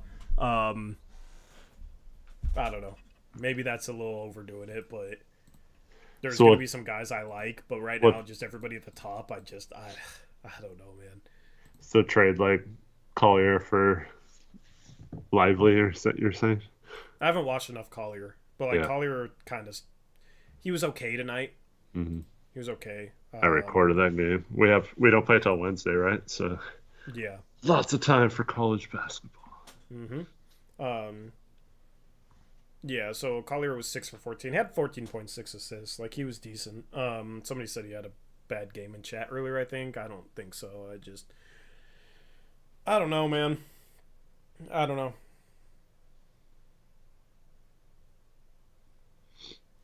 I'm just looking for that, like, star potential in all these guys I watch at the top, and it's just not jumping at me in, like, the first couple of times I watch them. So I don't know. Yeah. And the problem is I'm also not, like, I'm watching them for, like, stretches of a game. Mm-hmm. Not entire games right now. So. Because I basically just tune in when I can, but. Lively's been great. What were we talking about before Lively? I don't know. We should do Tankathon, though, okay, since we're on that topic. Yeah, we'll do a Tankathon right now. Because I want to see where this Warriors pick is.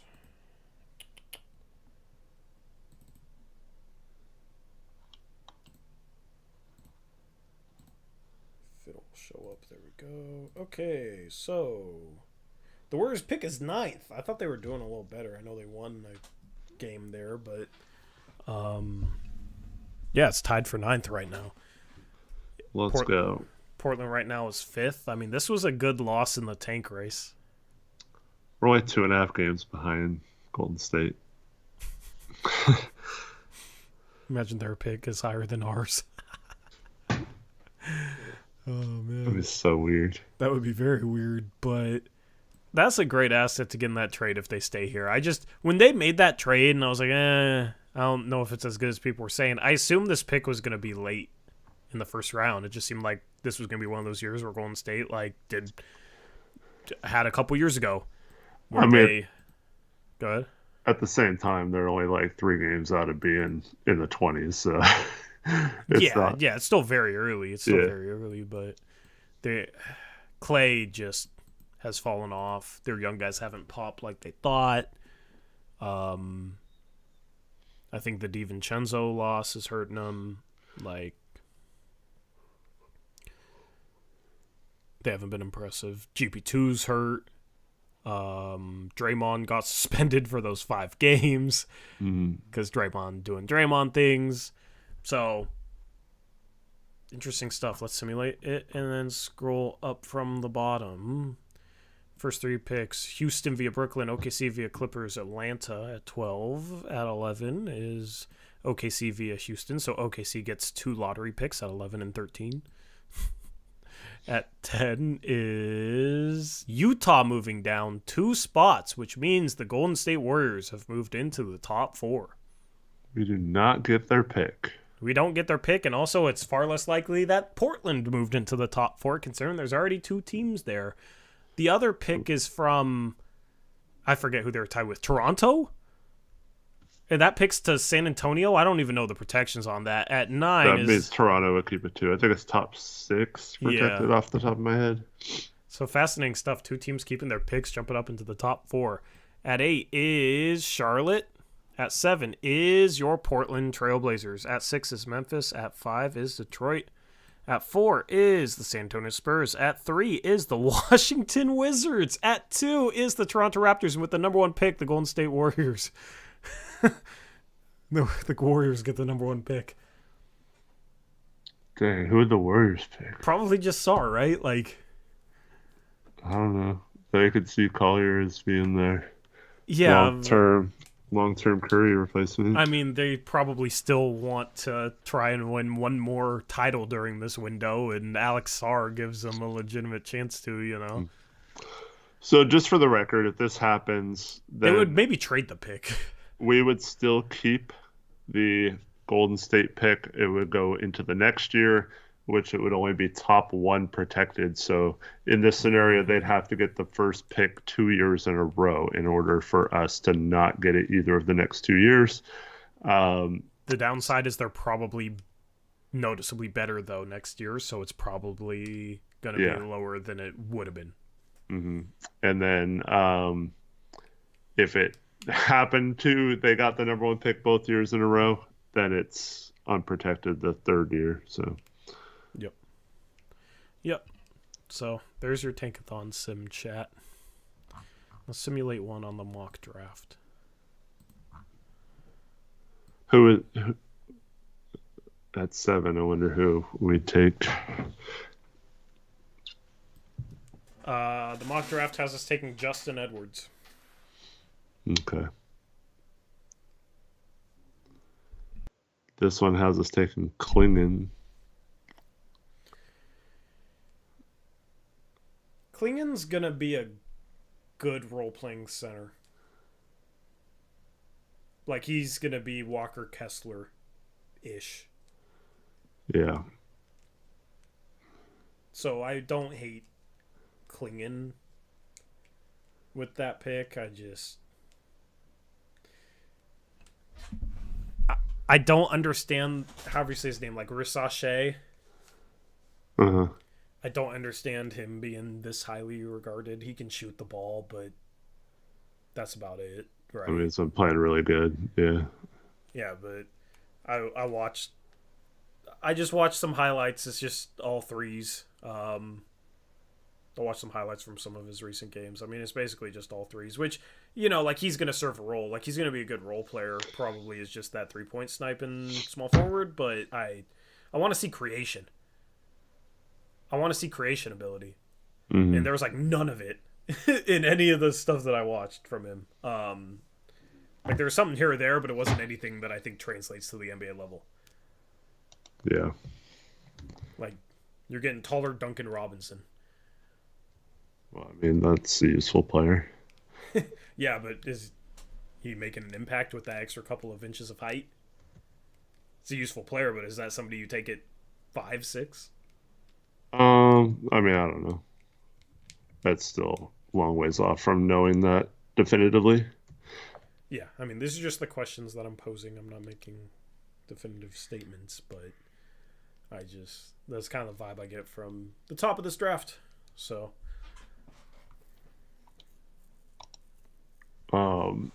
Someone that's in the mid-teens. I know we talked about Cody Williams a lot, but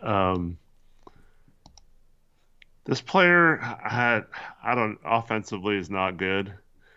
So yeah, I don't know. His 3-point shot is bad, but defensively, this guy is freaking amazing. That's Ryan Dunn. yeah.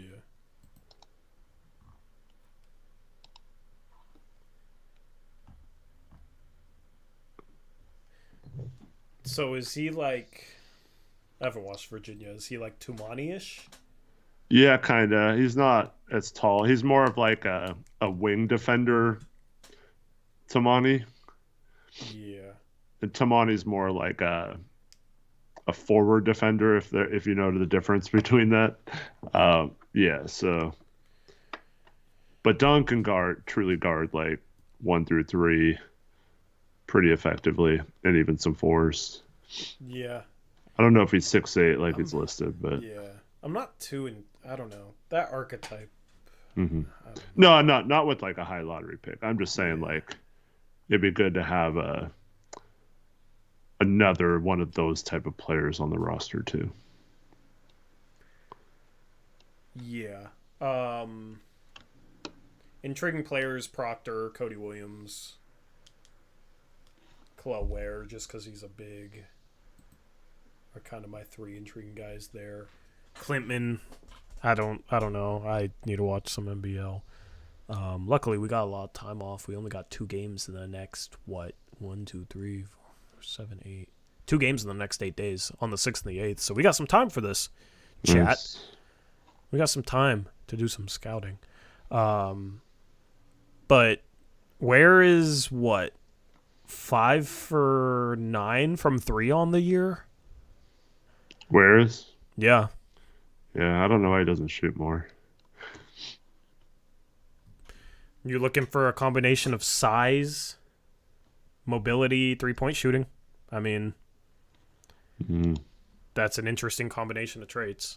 So, I don't know. I don't know. Don't know enough about him. Kevin McCullough they got as a first-round pick now. He's just going to keep returning to college until he's a top 10 pick. Cause I mean, he's been awesome. I know. It's just and he's Kansas. Been shooting. He's been shooting the ball well. You know what it is? It's the Ochai Agbaji thing. Ochai Agbaji was like fringe second-round prospect, then like mid-second-round prospect, and then ended up working his way all the way up into a lottery pick. Speaking of another Kansas guy, right? So... Damn, he had two triple-doubles in a row. Yeah, I remember hoping he was going to transfer to Gonzaga a couple years ago. Because where did he start? Texas something? Texas like that, Tech, yeah. I think it was. I don't remember. But that was always the question with Kevin McCullough was can he hit threes or not, and he's been shooting the ball well. 35.5%. Maybe that's not well, but that's well by his standards. He's really struggled. So if he can knock down threes like that, then... That's a combination, Eric, of he has some size, right? I talked about like traits to look for. Has some size,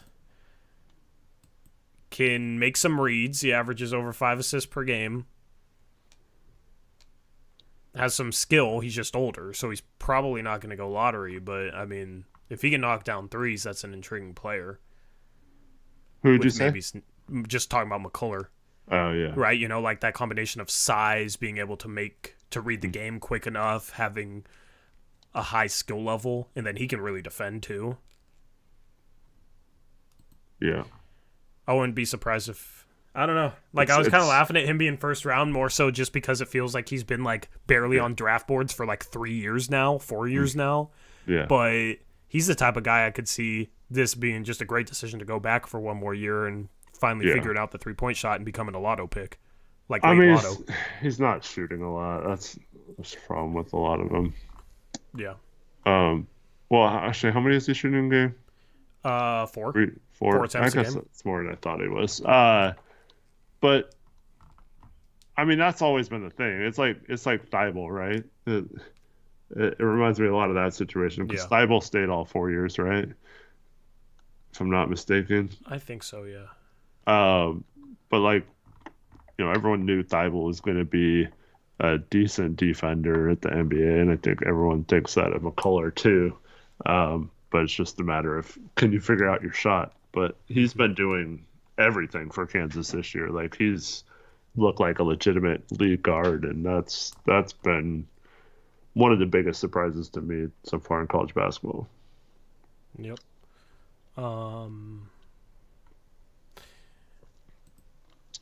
I still just, I don't know.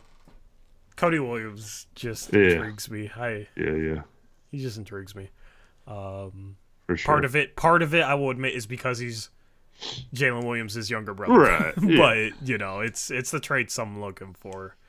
Yeah, that game against Colorado State, 21 points, 8 for 12. Hit his own. All in the second half.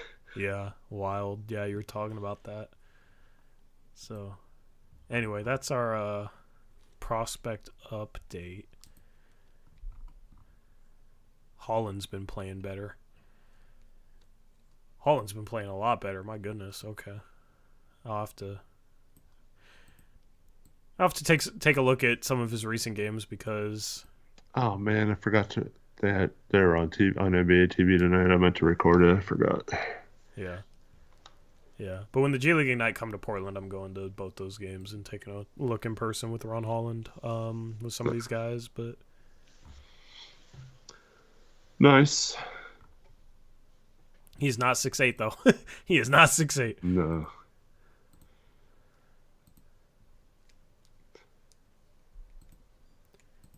Anyway, Yeah, I think I take Sharp over him right now. Holland. Yeah. We didn't talk about Sharp really at all in this, but okay. We need to talk a little bit more about Sharp because Sharp had another really good game today, and we didn't really give him his due. Yeah. We talked about his big dunk, but 25 points, 9 for 20 shooting, 5 rebounds, 4 assists, no turnovers, 9 for 20 from the field, 3 for 8 from 3. I mean, this back-to-back games, he's had really, really good games. He looked like a star at times tonight.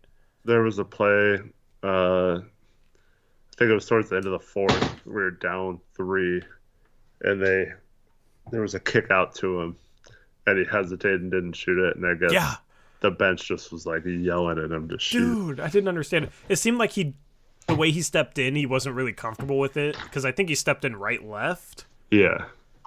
And normally, if you're a left-handed shooter and you're stepping straight into your shot, the default is to go left-right. And if you're a left-handed shooter, the default is to go right-left. So you go, because a lot of guys will turn. So if you're a right-handed shooter, you turn a little bit this way. So your right foot's going to be a little ahead of your left. So that's why you step left-right.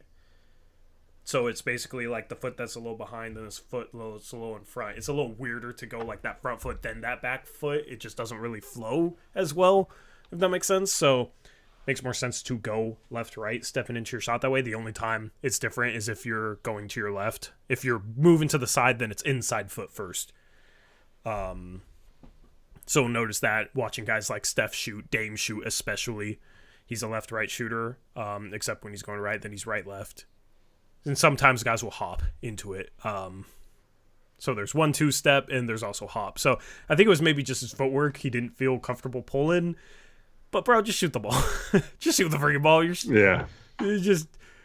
And then the next one he forced because they were on him about shooting. And I thought he forced and he missed a bad short. And it was like, damn, that was 2 possessions where it kind of hurt us. But he was good, though. He was good, though, tonight. Forced a couple turnovers, too. Got a couple steals. Had that huge dunk. I mean, he's starting to... He had that lull. He had that slump. He's broken out of it. These past 2 games are exactly what I wanted to see. I'm very happy with what he's done the past two games. Yeah. Yeah. Yep. I agree. Absolutely. Yeah, Sharp was fine. Yeah, he still has stretches during the game where I feel like he could take over a little bit more. But yeah, I mean, without Grant tonight at the end, and with Grant struggling, I thought Sharp did a pretty good job of stepping up. And getting 20 shots is better than he's normally, like, you look down and he's only got 15 shots, and so it's nice to see him get 20 shots today. He should be taking a shot every 2 minutes he plays, though. Yeah, because he played 44 minutes today. So 20, you like to see it, but he should be even more aggressive, I think. Yeah. Here's the problem. I was looking at his efficiency and his shooting just on Basketball Reference the other day. He needs to finish better at the rim. I think it was down from 70% to 58%. The mid-range stuff is not quite efficient enough. He's shooting 34% from 3 to 10 feet, and he takes 18% of his shots from there. Yeah. That range, he has to improve on. And that's what we talked about, that floater game, that like in between the rim and the mid-range, that range, we've talked about it all year. He needs to figure out how to be effective from there. Or he needs to try and dunk on everybody just like he did Walker Kessler today. Right. like one of those two things. Yeah. I feel like that's where, like, because the foul he got, or the play he got fouled on that they didn't call, I feel like sometimes he hangs too long. Whereas if he just didn't do the hanging thing, he could it probably gets the foul because he's taking it into the contact. Yeah. But when he hangs, it's a lot harder to, like, notice the contact, or, like, in that position, he's getting blocked while going back down towards the ground. So, like, it doesn't look like it's as much contact as it would be if he's going up with the shot, and it affects it that way. So, I think gotta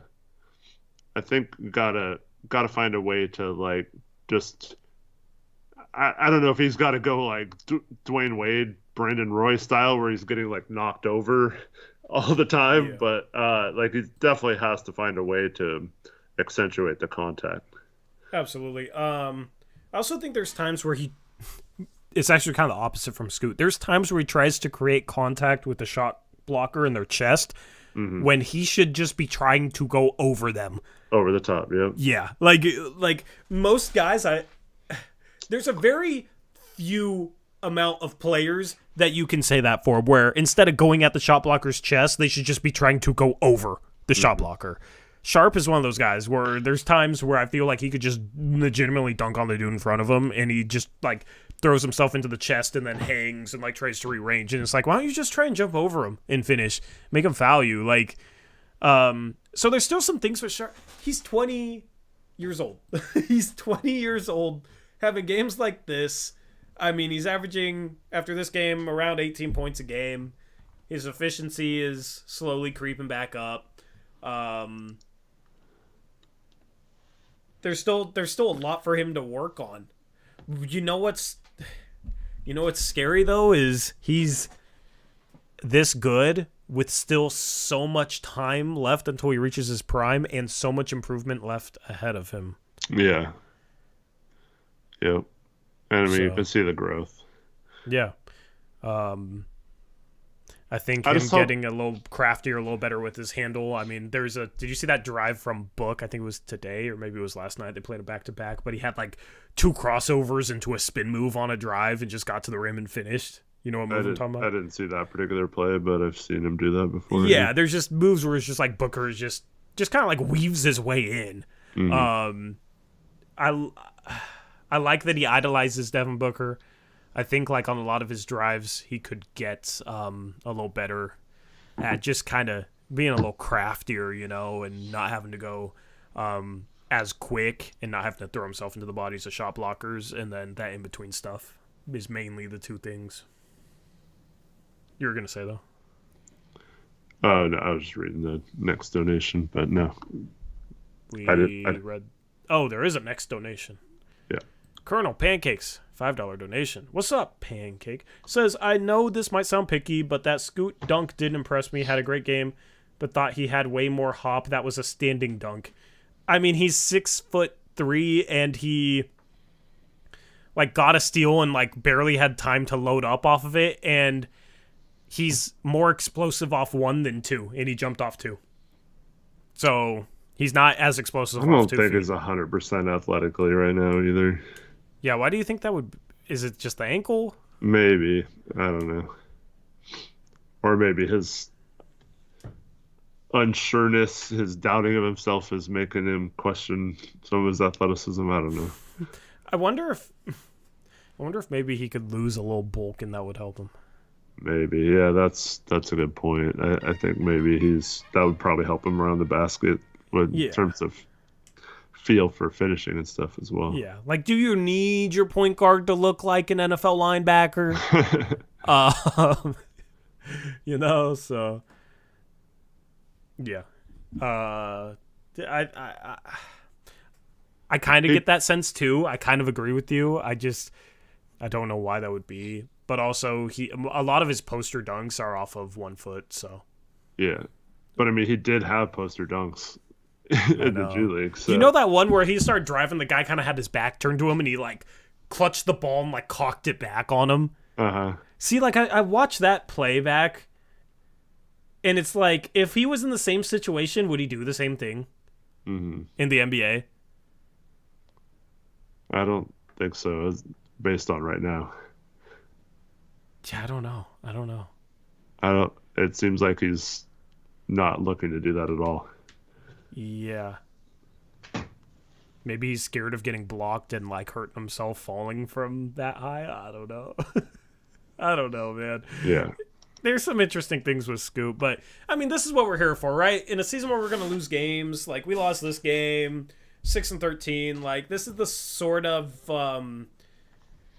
stuff we're looking to see develop over the course of the season, and this is what makes it intriguing to watch this team on a night in, night out basis, to see how this certain stuff improves, like to see if Scoop maybe pulls that out, The good thing is, if maybe he isn't 100%, you got 2 games in the next 8 days. You got 3 games in the next 11 days, Eric.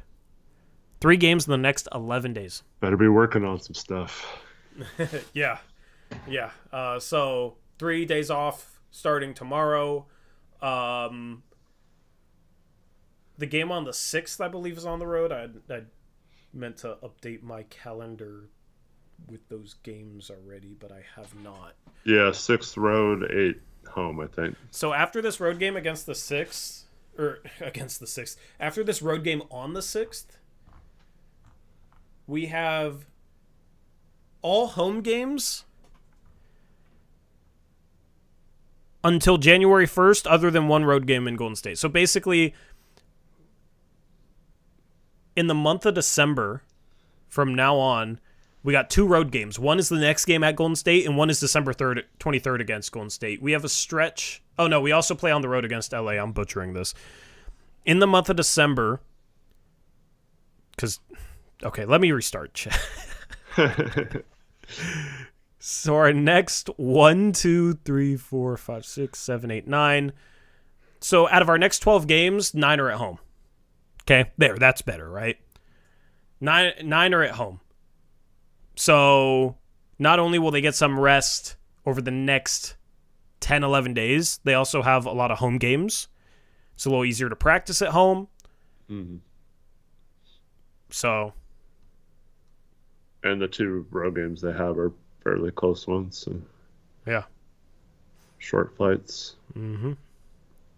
We also play Utah again on December 14th. We've already played them 3 times. So we'll play them again soon. And we might have Infinite back soon. Yeah, hopefully. That would be awesome. Shout out to Oscar, remember, for 22 months, says, wish we could see this Shea more, just love to see it. Absolutely, man. That dunk was phenomenal. That was so fun. I mean, the dunk, no, but I think this Shea has been trying to present himself more. Yeah. Yeah, seems a little fresher the past couple of games. I know the minutes, 6 games in a row, he played 42 minutes a game. Like that, I truly do think that had an effect on him. But also I think some of it's just mentality. He has to he has to go out and play like he's trying to kill. You know what I mean? Like, obviously not literally, okay, but it's sports. It's competitive. You gotta have that competitive nature. You gotta play with that edge. And when he plays with a little bit of an edge, he's freaking filthy good. That dunk, the stare down, I think he said a couple things to Walker Kessler. I love that from Shea. Because of how quiet he is, kind of reserved, go with the flow.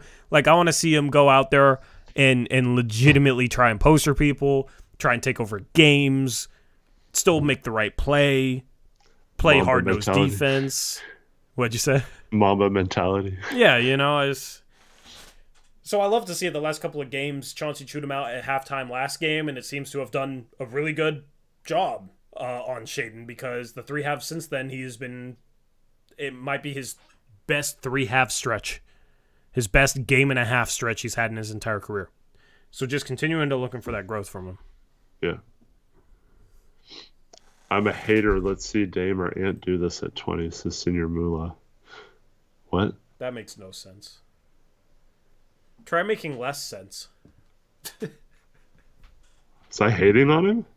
I don't know. It doesn't make sense. I just said he was... The comment was that he'd like to see it more often, and I said he has been doing it more often. I don't know. How is that hating? Maybe he was just trying to get a reaction, because that makes no sense. Okay. Fans have been down on Ant. What's up, Damani? Fans have always been down on Ant. Ant would help this team so much. That lull we went on in the first half where we got down by like 12, 14 points, whatever it was, would have been nice to have Ant during that lull, man. Ant's going to come back, open some eyes. This team's going to be better with Ant back. I'm looking forward to it. I want to trade Brogdon as soon as possible. Obviously want to get the most value for him first and foremost, but when we get Ant back, like, I think Brogdon's the guy to go. Get some value for him.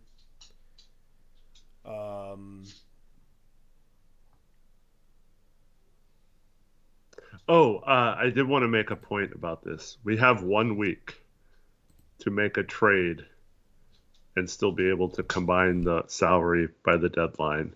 It's always things I think about like this. Our front office probably isn't even thinking about it. Yeah, not that our front office cares about this kind of stuff or being creative, but 1 week from today, if we do not make a trade by then any pieces we get back will not be able to be combined for salary at the trade deadline, which may not matter at all or not, but I think if there was a trade in the next week, that would be what the thinking was, but I don't think there will be.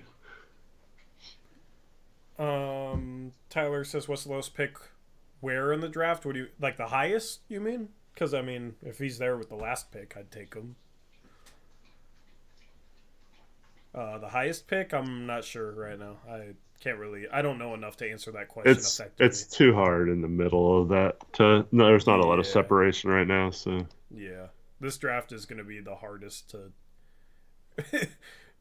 make up my mind about. I already know. This draft is going to drive me crazy, Eric. What can we get for Brogdon? He's a dude. I mean, people are like hyping up how Brogdon's been playing this year, but I mean, he hasn't been efficient at all. He's having his worst year efficiency-wise, chat. True shooting percentage going into this game was 51.8%. His next lowest true shooting percentage year was in 2019-2020, was 54.1%. And that's because he's shooting terribly inside the arc. He's shooting 36% from 3. He's had more efficient seasons than that. He's shooting 44% from 2. Now he's having to take a ton of tough shots, so context should be taken into account. But I don't see how he's come in and like raised his draft stock an entire first-round pick. The Clippers were willing to give up the 30th pick for him, and now people are like, oh, we should be able to get 2 first-round picks. I am not confident in that. Maybe, but it's not clear-cut that Brogdon's having like a great season. Mm-hmm. Statistically, at least. Best case I don't scenario know. for a Malcolm Brogdon trade is 2 okay firsts. Yeah. I don't think he's done anything to hurt his his trade value though. But his trade value was the 30th pick. Pretty solid. But that was when people thought he had like a serious elbow injury and didn't know if he was going to contribute. But so now it's like one mid first round pick, probably. Yeah, maybe. I mean, we should just. He's basically is he not just like another Norman Powell where we're going to get second round picks and somebody that we say is a first round value?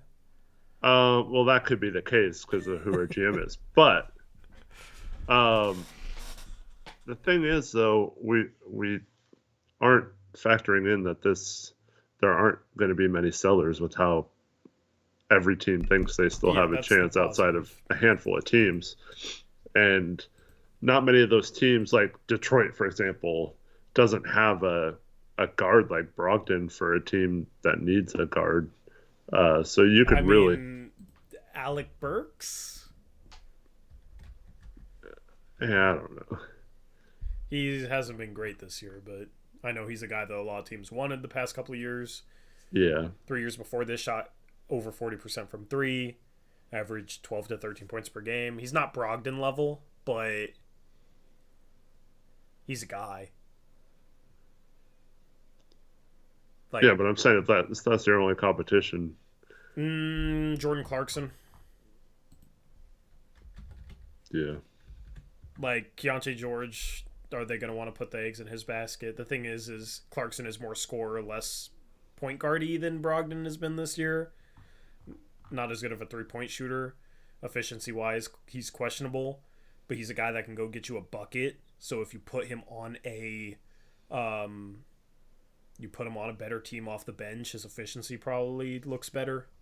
Same thing for Brogdon, though, at the same time. I don't know. Like, I would take Brogdon over Clarkson trade-wise, but Clarkson's another guy. There are a few guys out there.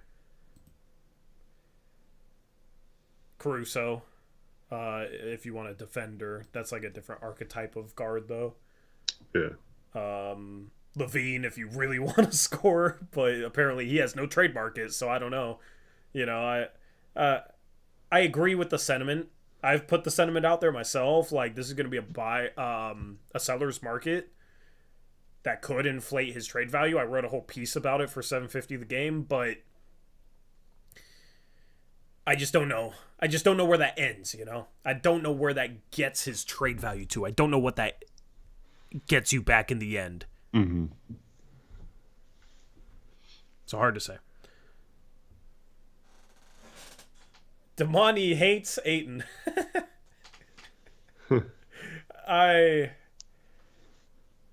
Yeah, Damani, we did too, bro. We did, yeah. Ayton today, we didn't really talk about him. He's just non-existent for the most part. Like, I don't know, man. When you look at what Derek Lively's doing, we talked about Lively, of course, but I don't think Ayton's the answer as the long-term center. I really don't. I don't understand what the thought process was in terms of bringing him in just so he can average like 12 points a game on a max contract. But the thing is, I'm still okay with the trade because of Tamati Camara. Like, you could take Ayton out of the trade. I would do that trade for Tamati Camara. The Phoenix part where you're trading Nurkic, Nas, and Keon. I would have traded all three of them for Tamati Camara. Maybe not at the time, but like right now, you could take Ayton out of the deal. I'd do that part of the trade. Mm-hmm. I would maybe prefer to take Ayton out of the deal to do that trade. But I think, Eric, I have a question. Is his rebounding... Has his rebounding became a little overrated because he started the season like leading the league in rebounding? Because that's his numbers have fallen off a little bit. He's averaging 10.8 rebounds a game in 32 minutes. but we are not a good defensive rebounding team, and I think part of that goes with him giving up offensive rebounds. Like, if you give up offensive rebounds, it's not really going to hurt your rebounding numbers necessarily. Yeah, I don't know if I can put that on Ayton watching the way Jeremy Grant's not attacked any kind of defensive rebounds. So, Yeah. so I don't know how much I can put that on Ayton. But there's just some, like, there's a play today where, like, ball hit him in the hands and he just fumbles it away, and yeah, I don't know. Like, he's not a bad rebounder, but he's not great. Yeah. He's middle of the pack for a starting center, I think. Yeah, I think it's been better than I thought it would be, but yeah, I mean, rebounding is a weird thing. It's like there's rebounders that, like, for example, there was a play tonight where Tamani got switched onto Walker Kessler, and it was right after he had just had a couple of putbacks. And Tamani boxed him out, fought him off, and like went up with one hand and tipped the ball to himself to get the rebound. Mm-hmm. And like, I'll take a rebounder like that, even if he doesn't average a ton of rebounds, over someone who just gets rebounds because they turn around and get the ball on a missed shot. You know, like yeah, they're not like ones fighting.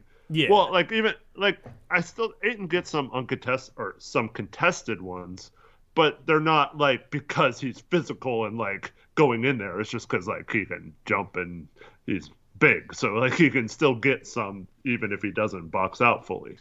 But but like, I don't know. Like, I've heard over the years, I heard all these complaints about like Zach Collins rebounding, like, oh, you guys are hyping up a guy that averages like 7 and 4 or whatever, you know. But like, and like when we traded for Robin Lopez, it was like, oh, he's never averaged more than 6 rebounds a game or whatever it was. And but then you look at their impact on a team's overall rebounding, and so they're not necessarily getting the rebound, but they're fighting off the other team's best offensive rebounder, so one of our other guys can get a rebound.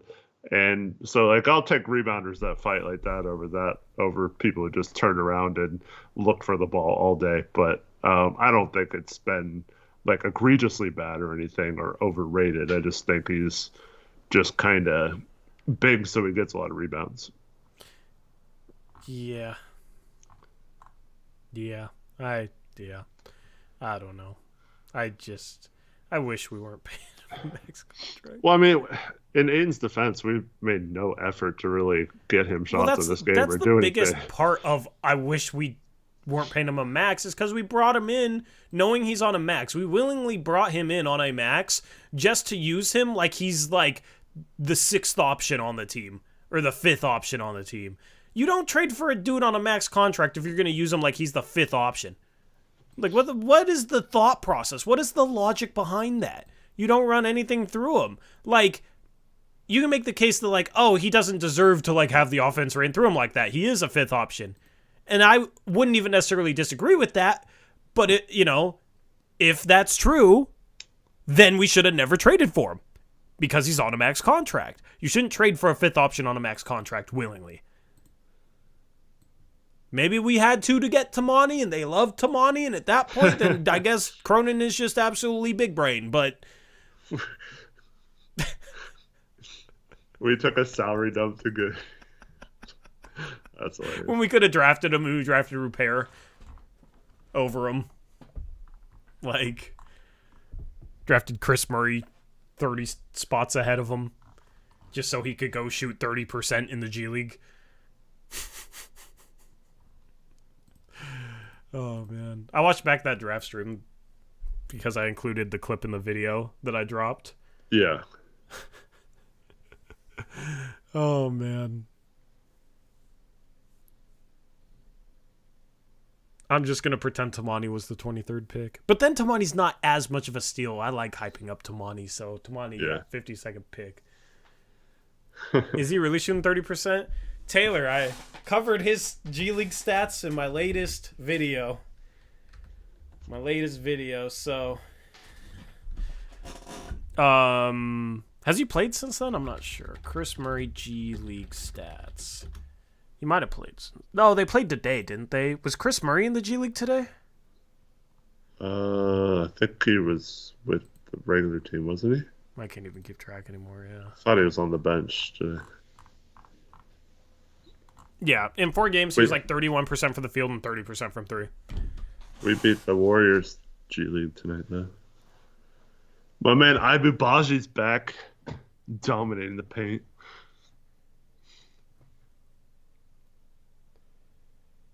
Yeah.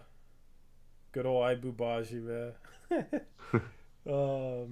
Sorry, I just read a comment. To our local radio station, nobody in the area even cares everybody is a Doug or Beaver fan. It's because they're in a rebuild mode, and it's the end of, like, the college football regular season, basically. So, of course, everybody's talking about college football. Shoot, I'm a Husky fan. All I'm thinking about is college football. So, like, that's what I did today. I just sat there watching college football all day, which I'm not, like, the biggest college football guy, but I'm a Husky fan, so condolences to the Ducks fans out there. I know how it feels to be on the receiving end of a loss like that.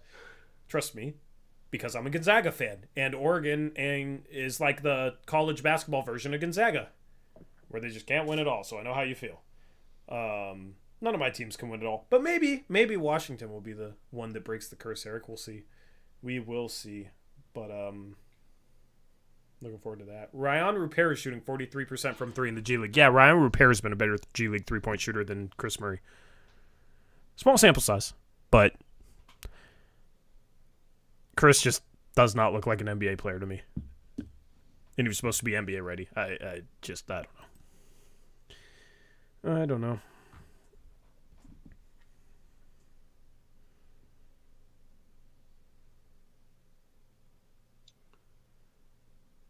All right, size just on one.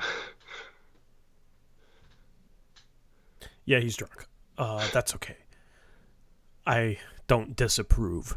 Go Portland State, I guess. Taylor says, and they had a lottery grade on him too. Embarrassing. Yeah, how do you have? Yeah, I don't necessarily.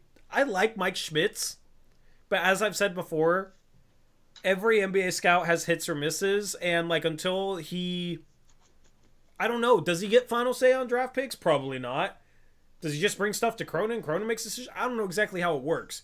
I don't know exactly who had the lottery grade on who, because I'm sure there was some disagreement, right? And if there wasn't disagreement, then get new people. Do you think they really had a lottery grade on Chris Murray? Is it just GM talk? I don't know. I mean, they were so searching for, like, here's the thing, though, positive things from that draft night, you know? I know, yeah. But here's the thing. Because, like, everyone was if you're picking 23, there probably is likely to be, like, one guy that you had in the top 14 that's still there at 23, right? Yeah. And that's Chris Murray. Like, unless they had Chris Murray 23rd and their top 22 all literally got taken off the board in the top 22 picks, then they had him definitely higher than 23. Well, he did say that there were, from, like, the late lottery, every pick that went off the board, they were, like, celebrating that it wasn't Chris Murray. Yeah. That's so stupid. I know. That's awful, bro. Look at Jaime Jaquez right now. He's looking terrific. I was down on Jaime Jaquez, but you're telling me Chris Murray is better than him? How? In what way? You're telling me that he's a better prospect than Cam Whitmore? You're celebrating when Cam Whitmore went off the board? I mean, come on. just the Chris Murray pick. Like, rest in peace to Caleb Swanigan. I was not a fan of the Caleb Swanigan pick at the time, and kind of panned out exactly how I expected it to go. Like, his game just didn't translate to the NBA, unfortunately. And then Chris Murray's just, I don't know. It's kind of similar in a way, if that makes sense. It's just,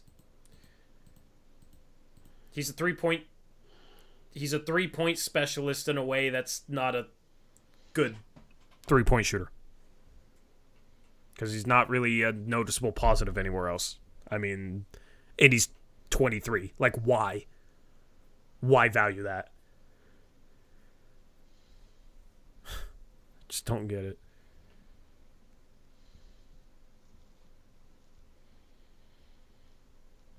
Let's go, Adam. We got another Huskies fan in here. Let's go.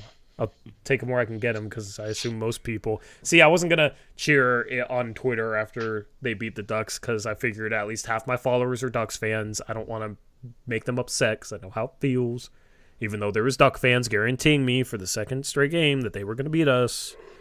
All I'd say is just don't guarantee wins because you never know. But, yeah. Looking forward to tomorrow.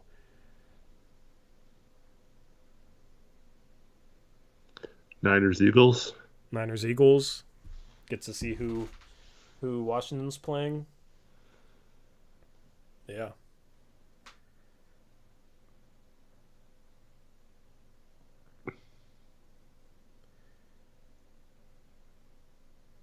Anyway, anything else for the stream, Eric? No, thanks everyone for watching, and we'll have Blazers Uprise live on Monday afternoon, but next post-game show won't be till Wednesday night. Yep. Wednesday and Friday games. Tune in for Blazers Uprise live tomorrow. We barely got picks against the spread tomorrow. I kind of want to do Blazers Uprise live next Wednesday instead of Thursday because there's like 11 games on Wednesday and 2 games on Thursday. If you want to. Yeah, I don't know. Eric doesn't know. It's hard with my schedule to know what days they'll be available. I mean, is it hit or miss regardless, so right? Yeah. It's just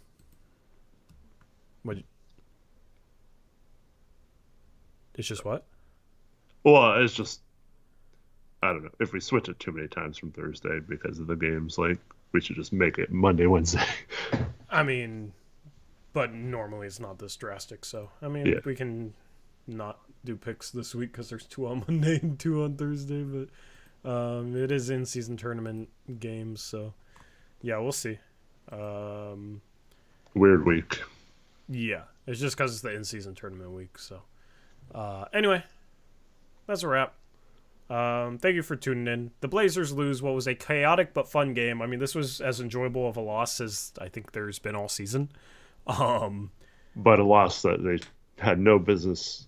Well, if they won this game, they would have stole the game from the Jazz, but they had no business losing this game either. They were not good. Yeah, they were not good, but you had it was the veterans. The young guys had some good moments. Tamani, Sharp, Scoot had some good moments. Mm-hmm. So that's fun to see in a rebuilding year. Seeing the young guys develop is a joy. And Tamani is a ton of fun to watch. Sharp looking like a star second night in a row. 2 poster dunks. A highlight block to end regulation by Tamani.